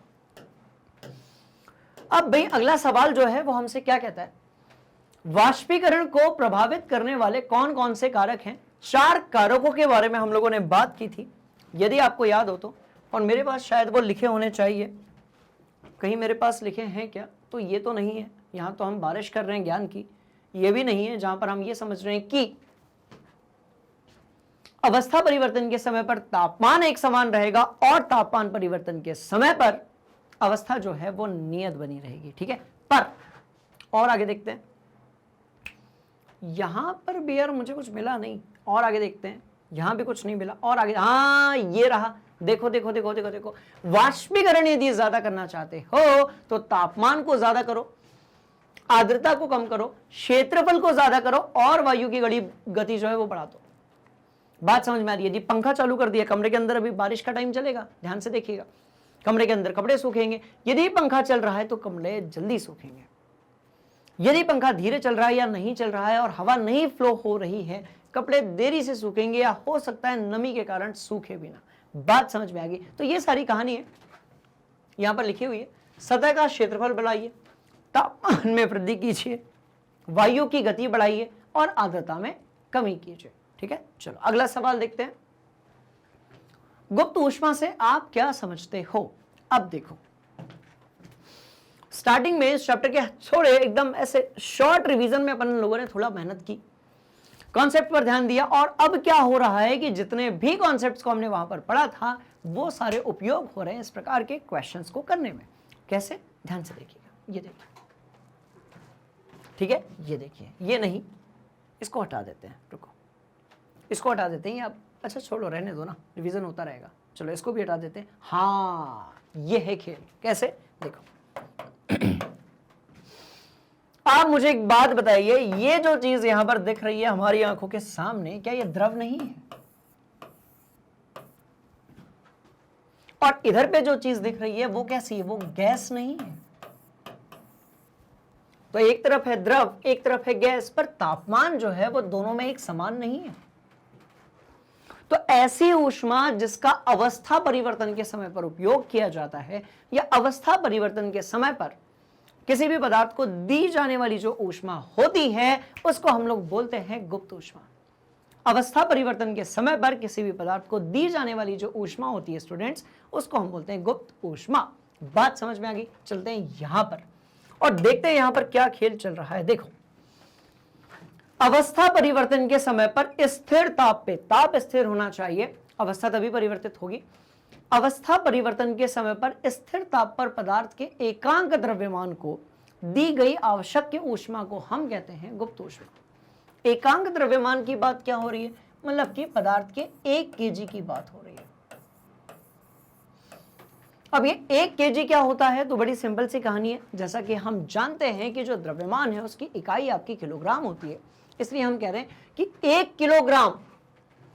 अब यदि आपसे कोई पूछा जाए कि कैसे बताओगे, तो आप ये बताओ कि भैया 1 किलोग्राम बर्फ है हमारे पास, 1 किलोग्राम बर्फ को 1 किलोग्राम जल बनाने में जो ऊष्मा हमने दी है वो गलन की क्या होगी? गुप्त ऊष्मा होगी, क्योंकि जब ये गलन हो रहा होगा तो तापमान आपका नियत बना रहेगा। ठीक है, करो, देख लो, इसकी एक और है।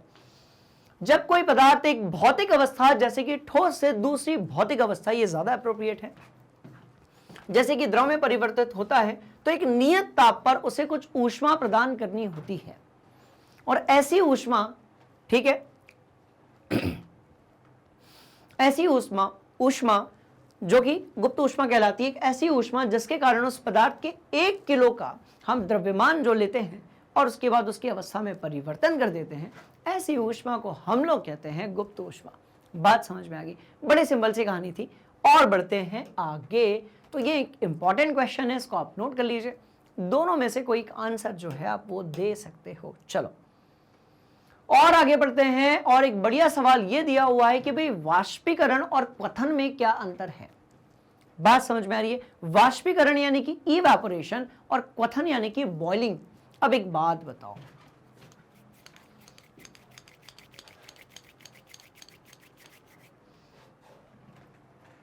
बात की बात करेंगे, ध्यान से देखना। 2 डिब्बे बनाते हैं, ये लो 2 डिब्बे बनाते हैं, खेल उधर पे ही छुपा हुआ है। चलो,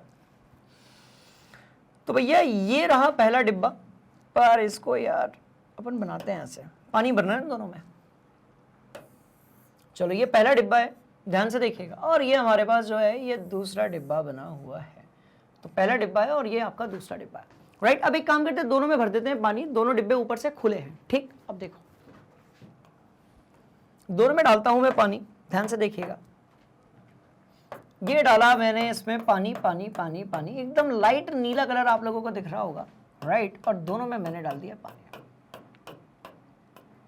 अब हुआ क्या, ध्यान से देखिएगा,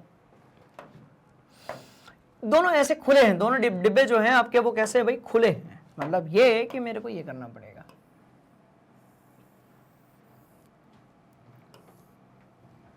ये लो,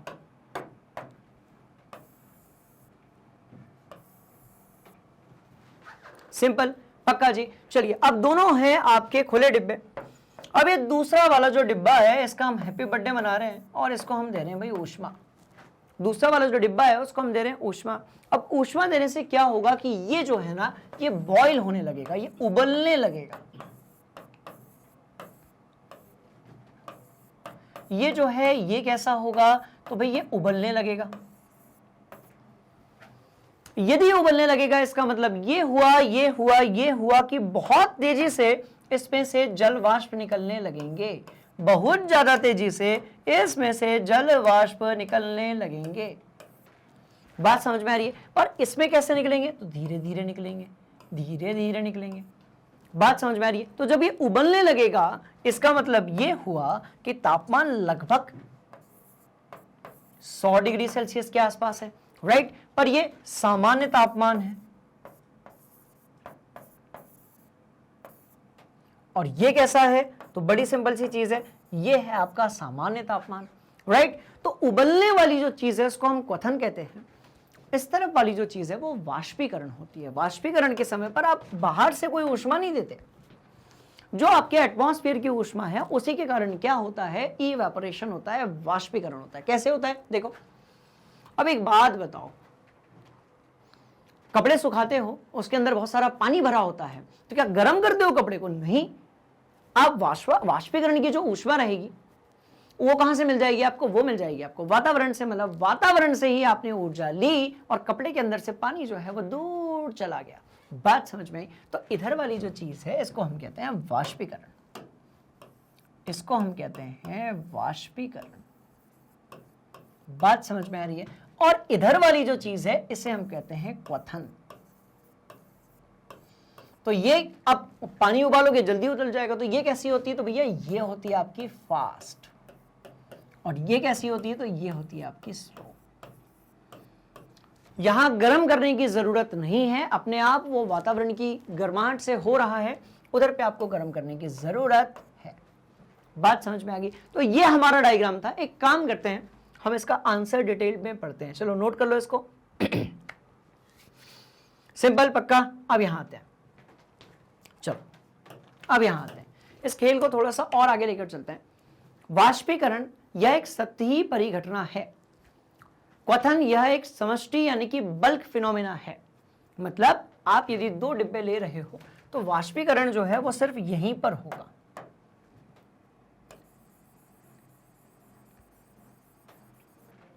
सतह के ऊपर। पर आप यदि क्वथन की बात करेंगे तो वो सब जगह पर होगा, मतलब नीचे से ही पानी जो है वो उबलना शुरू कर देगा। ठीक है, बात समझ में आ गई? दूसरी बात, इस क्रिया में ताप बदलता है तथा ठंड उत्पन्न होती है। बिल्कुल सही है, इसमें ताप स्थिर रहता है तथा ठंड उत्पन्न नहीं होती है। चलो, यह एक धीमी प्रक्रिया है, हमको भी पता है। कपड़ा सूखता जल्दी देरी से है, पानी उबलता जल्दी है। यह फास्ट है, यह किसी भी तापमान पे हो सकती है। बिल्कुल सही है, तापमान यदि कम होगा तो कपड़ा देरी से सूखेगा, तालाब देरी से सूखेगा। पर यदि तापमान ज्यादा होगा तो कपड़ा या तालाब, दोनों की बात आप कर लें, वो जल्दी जल्दी सूख जाएंगे, जल्दी जल्दी उनमें से पानी बाहर निकल जाएगा। ठीक है, तो किसी भी तापमान पर आपकी वाष्पीकरण हो सकती है। क्वथन जो है वो किस पर होगी, तो ये होगी आपके एक खास तापमान पे, जिसको हम बोलते हैं क्वथन, क्वथनांक। आ गई कहानी समझ में? सिंपल है कहानी, यस और नो। इसको अपनी कॉपी में नोट किया जाए और साथ में जो है बनाए जाएं ये दो डायग्राम्स। बात समझ में आ रही है स्टूडेंट्स? बड़ी सिंपल सी कहानी है। चलेंगे अगले सवाल की तरफ और देखते हैं कि पिटारे में से कौन सी चीज निकलती है। चलो, शुष्क बर्फ किसे कहते हैं? तो एक बड़ा सिंपल सा क्वेश्चन है कि आपकी जो ठोस कार्बन डाइऑक्साइड होती है, इसको हम लोग जो है शुष्क बर्फ कहते हैं। कैसे बनाते हो? तो कार्बन डाइऑक्साइड गैस को उच्च दाब तथा निम्न ताप पर, ध्यान से देखिएगा, घनत्व यदि बढ़ाना है, भाई आइस बनाना है, और कैसा है? अभी कार्बन डाइऑक्साइड तो गैस है, ठीक है, तो घनत्व यदि बढ़ाना चाहते हो, घनत्व बढ़ाने के लिए यदि आप घनत्व बढ़ाना चाहते हो तो इसके लिए आपको क्या करने की जरूरत है? आप ध्यान से देखिएगा, दाब बढ़ाइए। बेसिकली घनत्व बढ़ाने के लिए आपको क्या करना पड़ेगा? कणों के बीच की दूरी या पदार्थ के, ध्यान से देखो कितना सिंपल तो है, कणों के बीच की दूरी।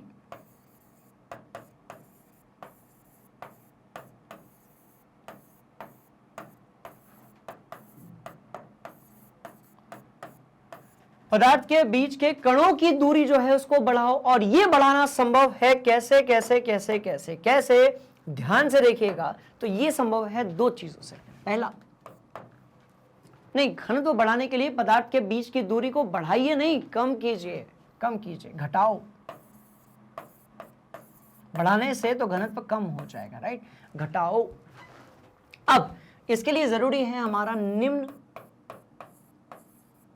ताप, तापमान कम करिए, और दूसरा उच्च दाब। तो इसके लिए जरूरी है आपका उच्च दाब। तो इतनी तेजी से जो है आपका घनत्व क्या होता जाएगा? बढ़ता जाएगा। और कोई भी चीज जो है वो आपकी अवस्था परिवर्तित हो सकती है, आपकी जो है गैस से किस में आ जाएगी? ठोस में आ जाएगी। देखो, कार्बन डाइऑक्साइड गैस जो है, जिसको हम CO2 कह रहे हैं, को उच्च दाब तथा निम्न ताप पर संग्रहित करने पर ठोस CO2 प्राप्त होता है। चूंकि ठोस CO2 द्रव अवस्था में आए बिना सीधे गैस में परिवर्तित हो जाती है। यही कारण है कि ठोस कार्बन डाइऑक्साइड को हम आइस नहीं कहते हैं, क्योंकि ये जल में गई ही नहीं, इसलिए हम इसे कहते हैं ड्राई आइस, यानी कि शुष्क बर्फ। बात समझ में आ गई? नोट किया जाए, बहुत ही सिंपल सी कहानी है जिसको हमने कवर कर लिया है। चलो, कर लिया नोट? पक्का? चलेंगे अगले सवाल की तरफ, है ना? 3 ठोस पदार्थ लिए गए हैं, X, Y और Z, तीनों का मेल्टिंग पॉइंट यानी कि गलनांक दिया गया है, राइट? इन्हें इनके कणों के बीच बढ़ते हुए आकर्षण बल के क्रम में व्यवस्थित कीजिए। देखिए, बड़ी सिंपल सी कहानी है। देखो देखो, ये देखो, पदार्थ के कणों के बीच की दूरी यदि घटानी है तो तापमान कम होना चाहिए। तापमान यदि ज्यादा होगा तो उनके बीच की जो दूरी है वो भी कैसी होगी? ज्यादा होगी, राइट? मतलब क्या? मतलब ये देखो, ध्यान से देखो, ज्यादा तापमान,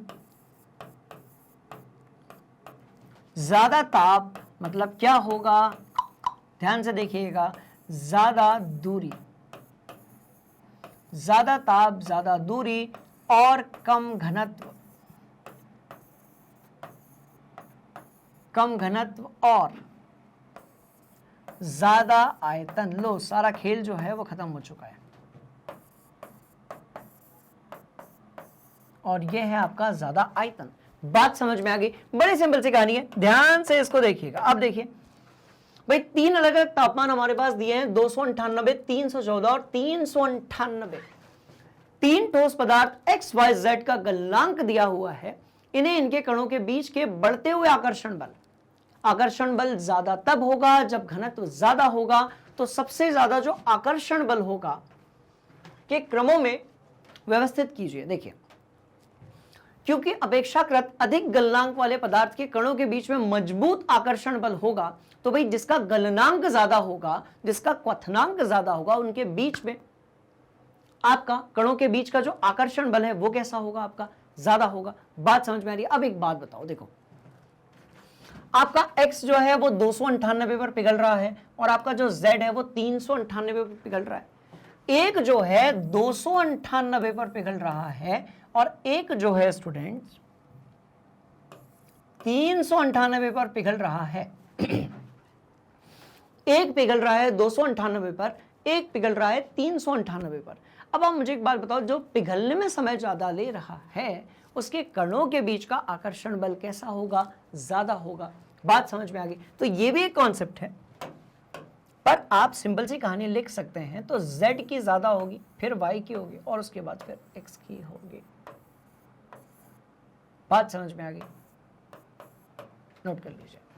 क्लियर है कहानी? सिंपल है कहानी। इसको अपनी कॉपी में नोट करिए और नीचे जो एक्सप्लेनेशन दिया हुआ है उसको भी बढ़िया तरीके से नोट कर लीजिए। बात समझ में आ गई? चलो बढ़ रहे हैं अगले सवाल के तरफ। ये बहुत ही अच्छा क्वेश्चन था। ऐसे क्वेश्चंस आपकी जो यूनिट टेस्ट वगैरह होते हैं उसमें पूछ लिए जाते हैं। ये बढ़िया सवाल था। और अगला सवाल जो है वो हमसे क्या कहता है? अगला सवाल हमसे कहता है कि भैया क्या इसके पहले कि आपने कॉन्सेप्ट यदि अच्छे से पढ़े हो तो मेरे जैसे क्वेश्चंस को आप आसानी से सॉल्व कर सकते हो। और सवाल क्या है? उबलता हुआ जल अथवा भाप में से जलने की तीव्रता किसमें अधिक होगी? जिसमें ज्यादा ऊष्मा होगी। सीधी सी बात, हो गया डी कोड। चलो, जिसमें ज्यादा, क्योंकि तापमान दोनों का एक समान है, जिसमें ज्यादा ऊष्मा होगी, जिसमें ज्यादा ऊष्मा होगी। सिंपल सी कहानी, तापमान एक समान है तो जिसमें ज्यादा ऊष्मा होगी उससे हाथ जलने का या जलने का खतरा ज्यादा है। कैसे है देखते हैं। ये लो, चलो ऐसा तो नहीं है, कहीं ना कहीं तो पक्का होगा। पीछे चलते हैं। ये लो, बात समझ में आ गई? अब ये है उबलता हुआ जल और वो है आपकी भाप। भाई ये है उबलता हुआ जल, लिख देते हैं। लिखेंगे जरूर बट अपने तरीके से, राइट? तो ये है आपका उबलता हुआ जल। चलो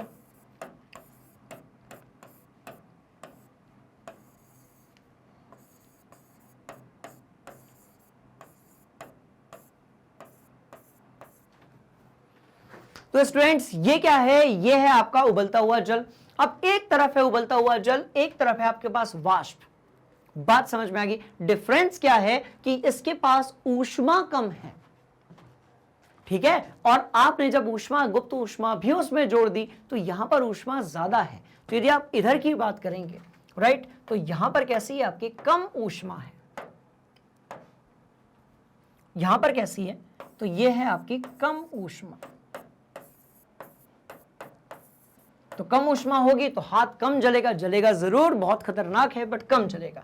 और यहां पर कैसी है भाई? ज्यादा ऊष्मा है। तो यहां पर कैसा है? तो यहां पर स्टूडेंट्स आपकी ज्यादा ऊष्मा। बात समझ में आ गई? नोट किया जाए, सिंपल सी कहानी है। तो ज्यादा ऊष्मा जहां पर होगी, जहां पर भी ऊष्मा की मात्रा ज्यादा होगी वहां पर क्या होगा? आपका जो क्या बोलते हैं, ऊष्मा ज्यादा होने से हाथ ज्यादा जलेगा और यह ज्यादा हानिकारक होगा। ठीक है, चलो हो गया पक्का, इजी। ये लो लिखा है भाप में जलने की तीव्रता अधिक महसूस होगी क्योंकि 100 डिग्री सेल्सियस पर तापमान और भाप दोनों पाए जाते हैं। पर भाप जो रहेगी उसके पास गुप्त ऊष्मा भी है क्वथन की, इसीलिए क्या होगा? उसका तापमान उतना ही रहेगा बट उसके पास कुल मात्रा जो रहेगी एनर्जी या फिर ऊष्मा की या फिर ऊर्जा की वो बहुत ज्यादा होगी और उससे भयंकर वाला जलन महसूस हो सकती है, जल सकता है। बात समझ में आ रही है? चलिए, तो सिंपल सा सवाल था। कई बार ऐसे वाले सवाल लगा डालें, एकदम लल्लू क्वेश्चन था, ठीक है, एकदम लल्लू क्वेश्चन था, ठीक है ना। चलो अगले सवाल की तरफ चलेंगे। अब अगला सवाल कहता है 273 केल्विन पर बर्फ को ठंडा करने पर तथा जल को इसी तापमान पर ठंडा करने पर शीतलता का प्रभाव अधिक किसमें होगा? देखो, इसके पहले क्वथनांक के बारे में बात हुई थी, 100 डिग्री सेल्सियस के बारे में बात हुई थी, पर अभी हम बात कर रहे हैं किसकी? अभी हम बात कर रहे हैं जल की और बर्फ की। 273 केल्विन बोले तो ध्यान से देखो, 273 केल्विन बोले तो क्या? 0 डिग्री सेल्सियस। पर ऐसे नहीं चलेगा, आपको पहले केल्विन भी लिखना पड़ेगा। तो ये हो गया आपका 0 डिग्री सेल्सियस। बात समझ में आ रही है? केल्विन जो है ना वो एसआई इकाई है, सिस्टम ऑफ, ठीक है, इंटरनेशनल यूनिट्स। चलो, तो उसके हिसाब से हम चलेंगे तो क्या हो जाएगा, ध्यान से देखिएगा। 0 डिग्री सेल्सियस पर बर्फ को ठंडा कर रहे हो और 0 पर ही जल को ठंडा कर रहे हो, तो शीतलता का प्रभाव अधिक क्यों होगा और किस में होगा। चलो, कहानी सिंपल है। 273 या 0 डिग्री सेल्सियस पर बर्फ किसी पदार्थ या माध्यम से गुप्त ऊष्मा लेती है, जो पहले इस अवस्था में परिवर्तन लाता है, फिर इसके ताप में वृद्धि करता है, परंतु इसी ताप पर जल केवल ताप में वृद्धि के लिए ही ऊष्मा प्राप्त करता है।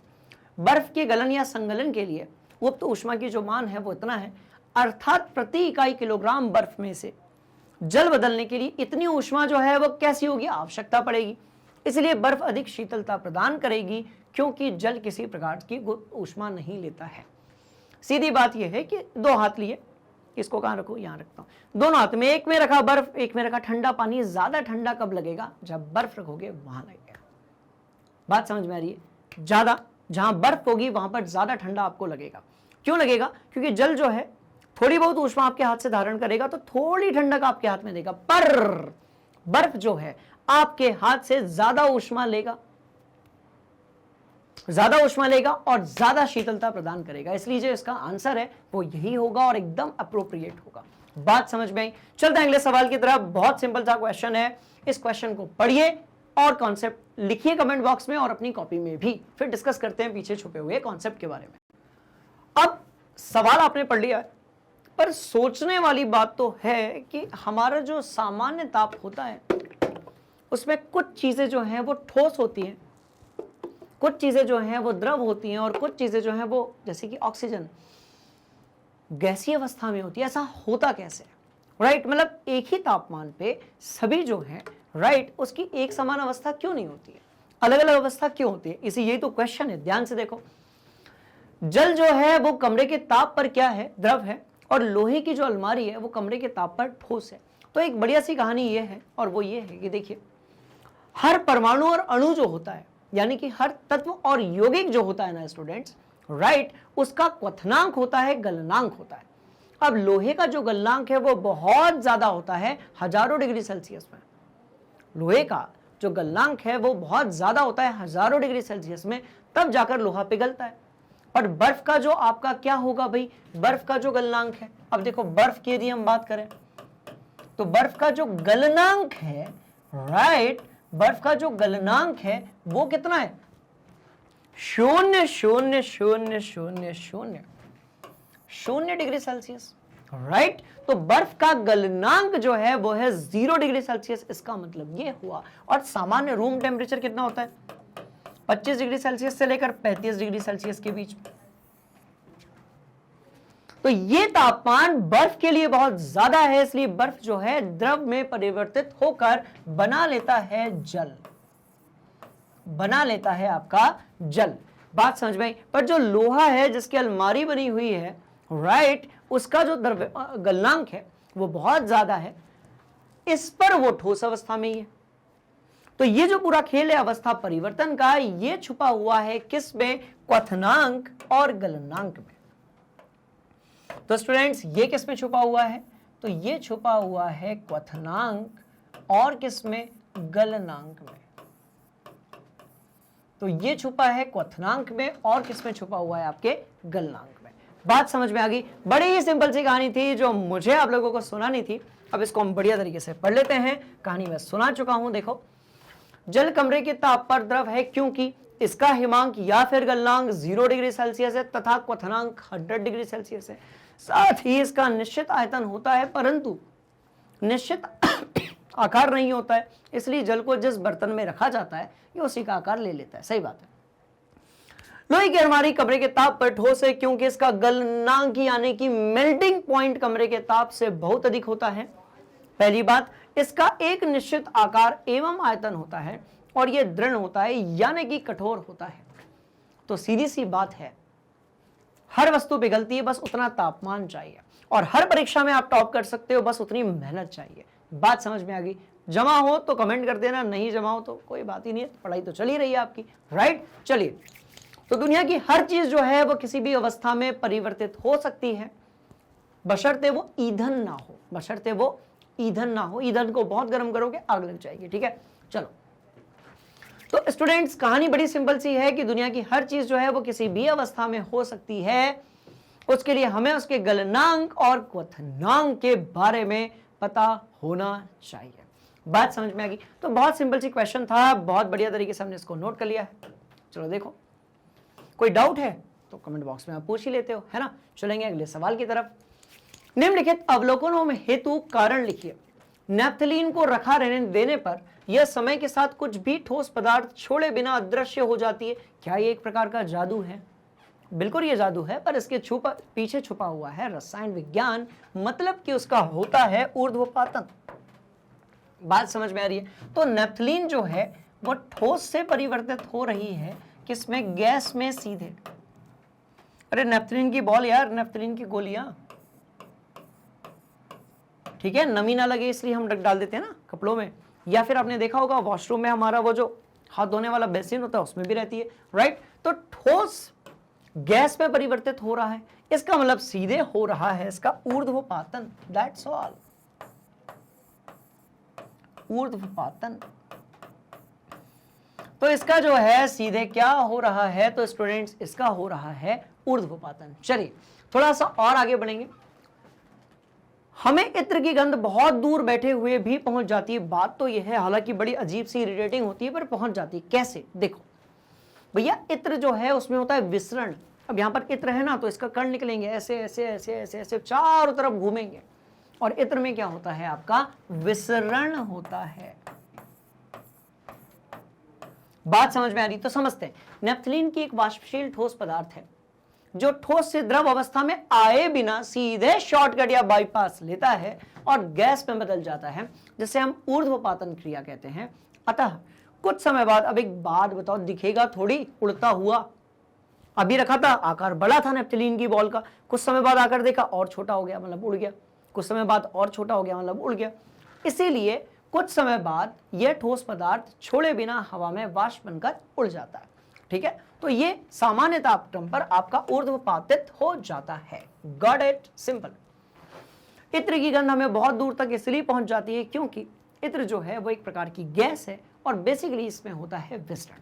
तो देख लेते हैं यही आंसर है या नहीं।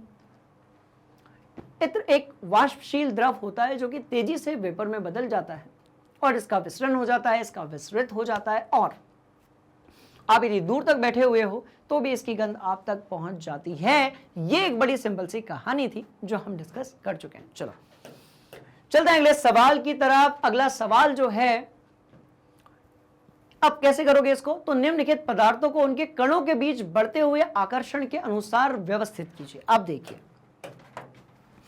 ये ना एक बढ़िया चीज है कि जो ठोस होगा,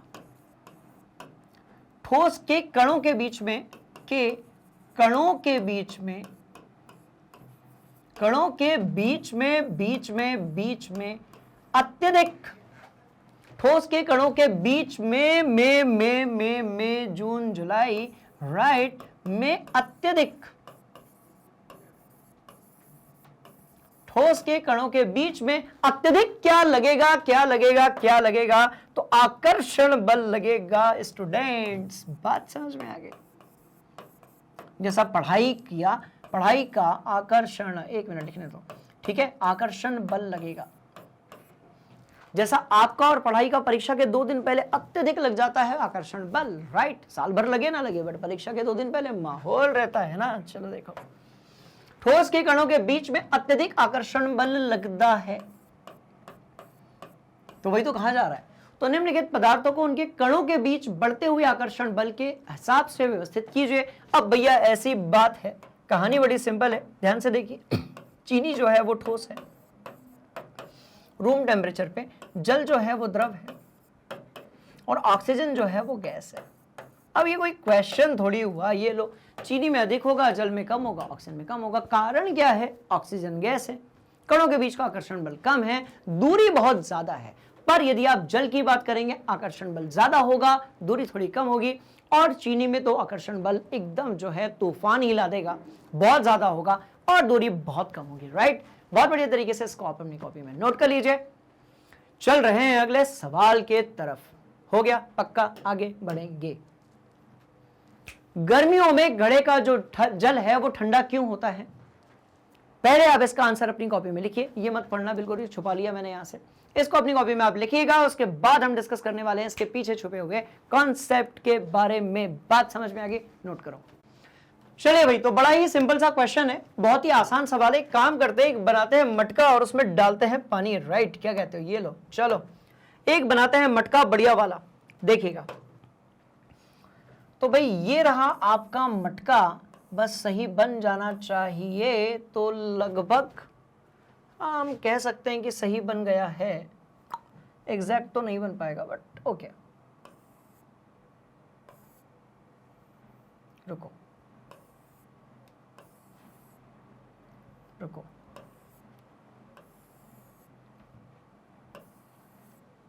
चलो मान लिया कि ये मटका है, ठीक है, बन नहीं रहा क्योंकि, ठीक है। तो मान लिया स्टूडेंट्स कि ये जो चीज है ये है मटका और इसके अंदर भरा हुआ है आपका पानी। चलो अब मटके का पानी ठंडा कैसे होता है भैया? देखो फ्रिज वगैरह तो अभी आए और मटका बहुत पहले से था, पहले से पानी ठंडा करने के लिए हम इसको उपयोग करते थे। अब स्टूडेंट्स कहानी क्या है, जो कि बड़ी ही सिंपल है। इसके लिए हम एक काम करते हैं, थोड़ा सा इसको मॉडिफाइड करते हैं, और वो ये है, क्योंकि मुझे बताना पड़ेगा कि इसकी जो अंदर है बहुत सारे क्या बने हुए हैं, छिद्र बने हुए हैं मटके के अंदर। चलो तो कहानी क्या है सॉरी, ये यहाँ पर है बहुत सारी, जो सफेद कलर से आपको हल्के हल्के दिख रहे होंगे, एकदम छोटे छोटे, राइट? तो ये जो है ये बने हुए हैं छिद्र। तो ये जो है ये क्या बना हुआ है? तो ये बना हुआ है आपका छिद्र। अब सिंपल सी कहानी ये है कि जो छिद्र होगा इससे जल क्या करेगा? बाहर आएगा। जल जो है वो बाहर आएगा, राइट? अब जल यदि बाहर आएगा, छिद्र से एकदम सूक्ष्म छिद्र होते हैं, जल यहां से बाहर आया। अब जल यहां पर वेट कर रहा होता है कि भैया उसको कोई ऊष्मा दे, तो जो जल है वो वाष्पीकृत हो जाए। तो बहुत सारी ऊष्मा तो वो वातावरण से ले लेता है, पर कुछ बची कुची ऊष्मा जो रहती है वो अंदर वाले जल से भी ले लेता है। इससे होता क्या है, ध्यान से देखिएगा। इससे क्या होता है भाई, अंदर वाले जल से उसने ऊष्मा ले ली ना। अब यदि उसने अंदर वाले जल से ऊष्मा ले ली, तो जिससे आपने ऊष्मा ली वो ऑटोमेटिक कैसा हो जाएगा? ठंडा हो जाएगा। बात समझ में आई? तो जितना रिसेगा मटका, उतना यहां पर आने वाले जो जलवाष्प हैं, जो जल के आपके अणु हैं, वो अंदर और बाहर से ऊष्मा लेंगे और क्या हो जाएंगे? वाष्पीकृत। और क्या हो जाएंगे? तो वाष्पीकृत हो जाएंगे। तो जितना ज्यादा तेजी से वाष्पीकरण होगा, राइट, जितना स्पीडली आपका वाष्पीकरण होगा, पानी जो है उतना स्पीडली ठंडा होगा। बात समझ में आ गई? बड़ी ही सिंपल सी कहानी थी, और इसका मतलब ये हुआ कि ज्यादा रिसने वाला जो मटका होता है उसमें वाष्पीकरण ज्यादा होता है। और यदि ठंडा करना चाहते हो तो बहुत सारे लोग क्या करते हैं, रेत के तसला जो होता है उसमें रेत भरकर उस पर मटका रख देते हैं, कुछ लोग बोरा लपेट देते हैं। तो ये बड़े हमारे देसी जुगाड़ हैं, पर ये मटके के अंदर के जल को बड़ा ही अच्छा स्वाद प्रदान करते हैं और पीने में आ जाता है मजा। बात समझ में आ गई? तो इस तरीके से जो है वाष्पीकरण के कारण शीतलन होता है, यह भी यहां पर प्रूव हो गया। वाष्पीकरण के कारण क्या होता है? तो वाष्पीकरण के कारण होता है स्टूडेंट शीतलन। बात समझ में आ रही है? जो वाष्पीकरण होगा तो इसके कारण कौन सी चीज होगी? शीतलन होगी। तो हमने इस पूरे चैप्टर को बढ़िया तरीके से कवर कर लिया है। ये सारी चीजों को हमने पढ़ लिया, सारी चीजों का मैंने आप लोगों को बढ़िया तरीके से करवा दिया है रिवीजन। अब बढ़िया से अपने इसको कॉपी में आप नोट कर लिया है, इसको पढ़ते रहिए, एग्जाम्पलर क्वेश्चंस करिए, सारी चीजें करिए। कौन सी चीजें करनी है वो भी मैं 1 मिनट में बता रहा हूं आप लोगों को, और परीक्षा को लेकर बिल्कुल हो जाइए तैयार, राइट? चलो, तो पदार्थ की भौतिक अवस्था, पदार्थ के कण, गलनांक, क्वथनांक, अवस्था में परिवर्तन, पदार्थ की अवस्थाएं, दाब ताप का क्या रोल है, वाष्पीकरण, और ये सारी चीजें जो है हम ये बढ़िया तरीके से निपटा चुके हैं। सारी कहानी जो है वो आपके सामने है, राइट? अब चलते हैं यहां पर और देखते हैं कि क्या मटके का पानी ठंडा हुआ है। बिल्कुल ठंडा हुआ है, ये उसकी डिटेल्ड इंफॉर्मेशन है। इसको बहुत बढ़िया तरीके से अपनी कॉपी में नोट कर लीजिए। चलिए, तो स्टूडेंट्स इस तरीके से हमने मोस्ट इंपॉर्टेंट क्वेश्चन सीरीज का सेकंड वाला जो पार्ट है वो बढ़िया से लगा लिया है। सवाल पैदा होता है कि सर यदि मुझे एनसीईआरटी एग्जाम्पलर्स देखने हुए या एनसीईआरटी सॉल्यूशन देखने हुए तो मैं कैसे देखूंगा या देखूंगी? भाई सिंपल सी कहानी है, सीधे जाओ मैग्नेट ब्रेन्स पर। आपको कोई रजिस्ट्रेशन थोड़ी करवाना है, आपको कोई पैकेज थोड़ी खरीदना है, कोई फीस कोई थोड़ी मांग रहा है आपसे, क्या आपको कोई सब्सक्रिप्शन करवाना है? नहीं, ऐसा कुछ भी नहीं है। यहां पर सारी चीजें अवेलेबल हैं बिल्कुल free of cost, quality content के साथ में। मतलब ये कि आपकी पूरी तैयारियों की जिम्मेदारी जो है वो मैं लेता हूं। बात समझ में आ रही है? बस आपको मेरे क्लासेस में, मैग्नेट ब्रेन्स हिंदी पर क्लासेस में पेन कॉपी लेकर भिड़ जाना है, नॉलेज बढ़ाना है, तैयारी करनी है बढ़िया तरीके से, है ना। सब कुछ मिलेगा and that is totally free of cost. ठीक है, अब कैसे मिलेगा? तो ये सारी चीजें लिखी हुई हैं, आप देख लो इसको, ये सारी चीजें आपको मिलेंगी। एंड यदि आप फुल कोर्स पे क्लिक करते हो तो इस तरीके से जो है 1 बाय 1 आपका जो वीडियो है, क्लास लेक्चर्स हैं वो शुरू हो जाएंगे, स्टार्ट हो जाएंगे। बिल्कुल आसानी से आप सारे क्वेश्चंस को कर सकते हो। बात समझ में आ गई? तो स्टूडेंट्स, इंटरेस्टिंग कहानी ये है कि यदि कक्षा 6वीं से लेकर कक्षा 12वीं तक आपको किसी भी विषय में, किसी भी बोर्ड में, किसी भी अध्याय में, किसी भी टॉपिक में कहीं पर भी यदि कोई दिक्कत है, राइट, तो आप बिल्कुल मत परेशान होइए। आपकी सारी परेशानी हमारी सारी मेहनत आपकी। बात समझ में आई? और रिजल्ट दोनों का। तो इस तरीके से हम पूरी तैयारी कर सकते हैं। बने रहिए मैग्नेट ब्रेन्स हिंदी के साथ में। जल्द ही मिलता हूं आपसे मैं नए वीडियो, नए कॉन्सेप्ट, नए धमाके के साथ में। तब तक के लिए बढ़िया से पढ़ाई करिए, खुश रहिए, मजे कीजिए और एंजॉय कीजिए। Thank you so much. जय हिंद।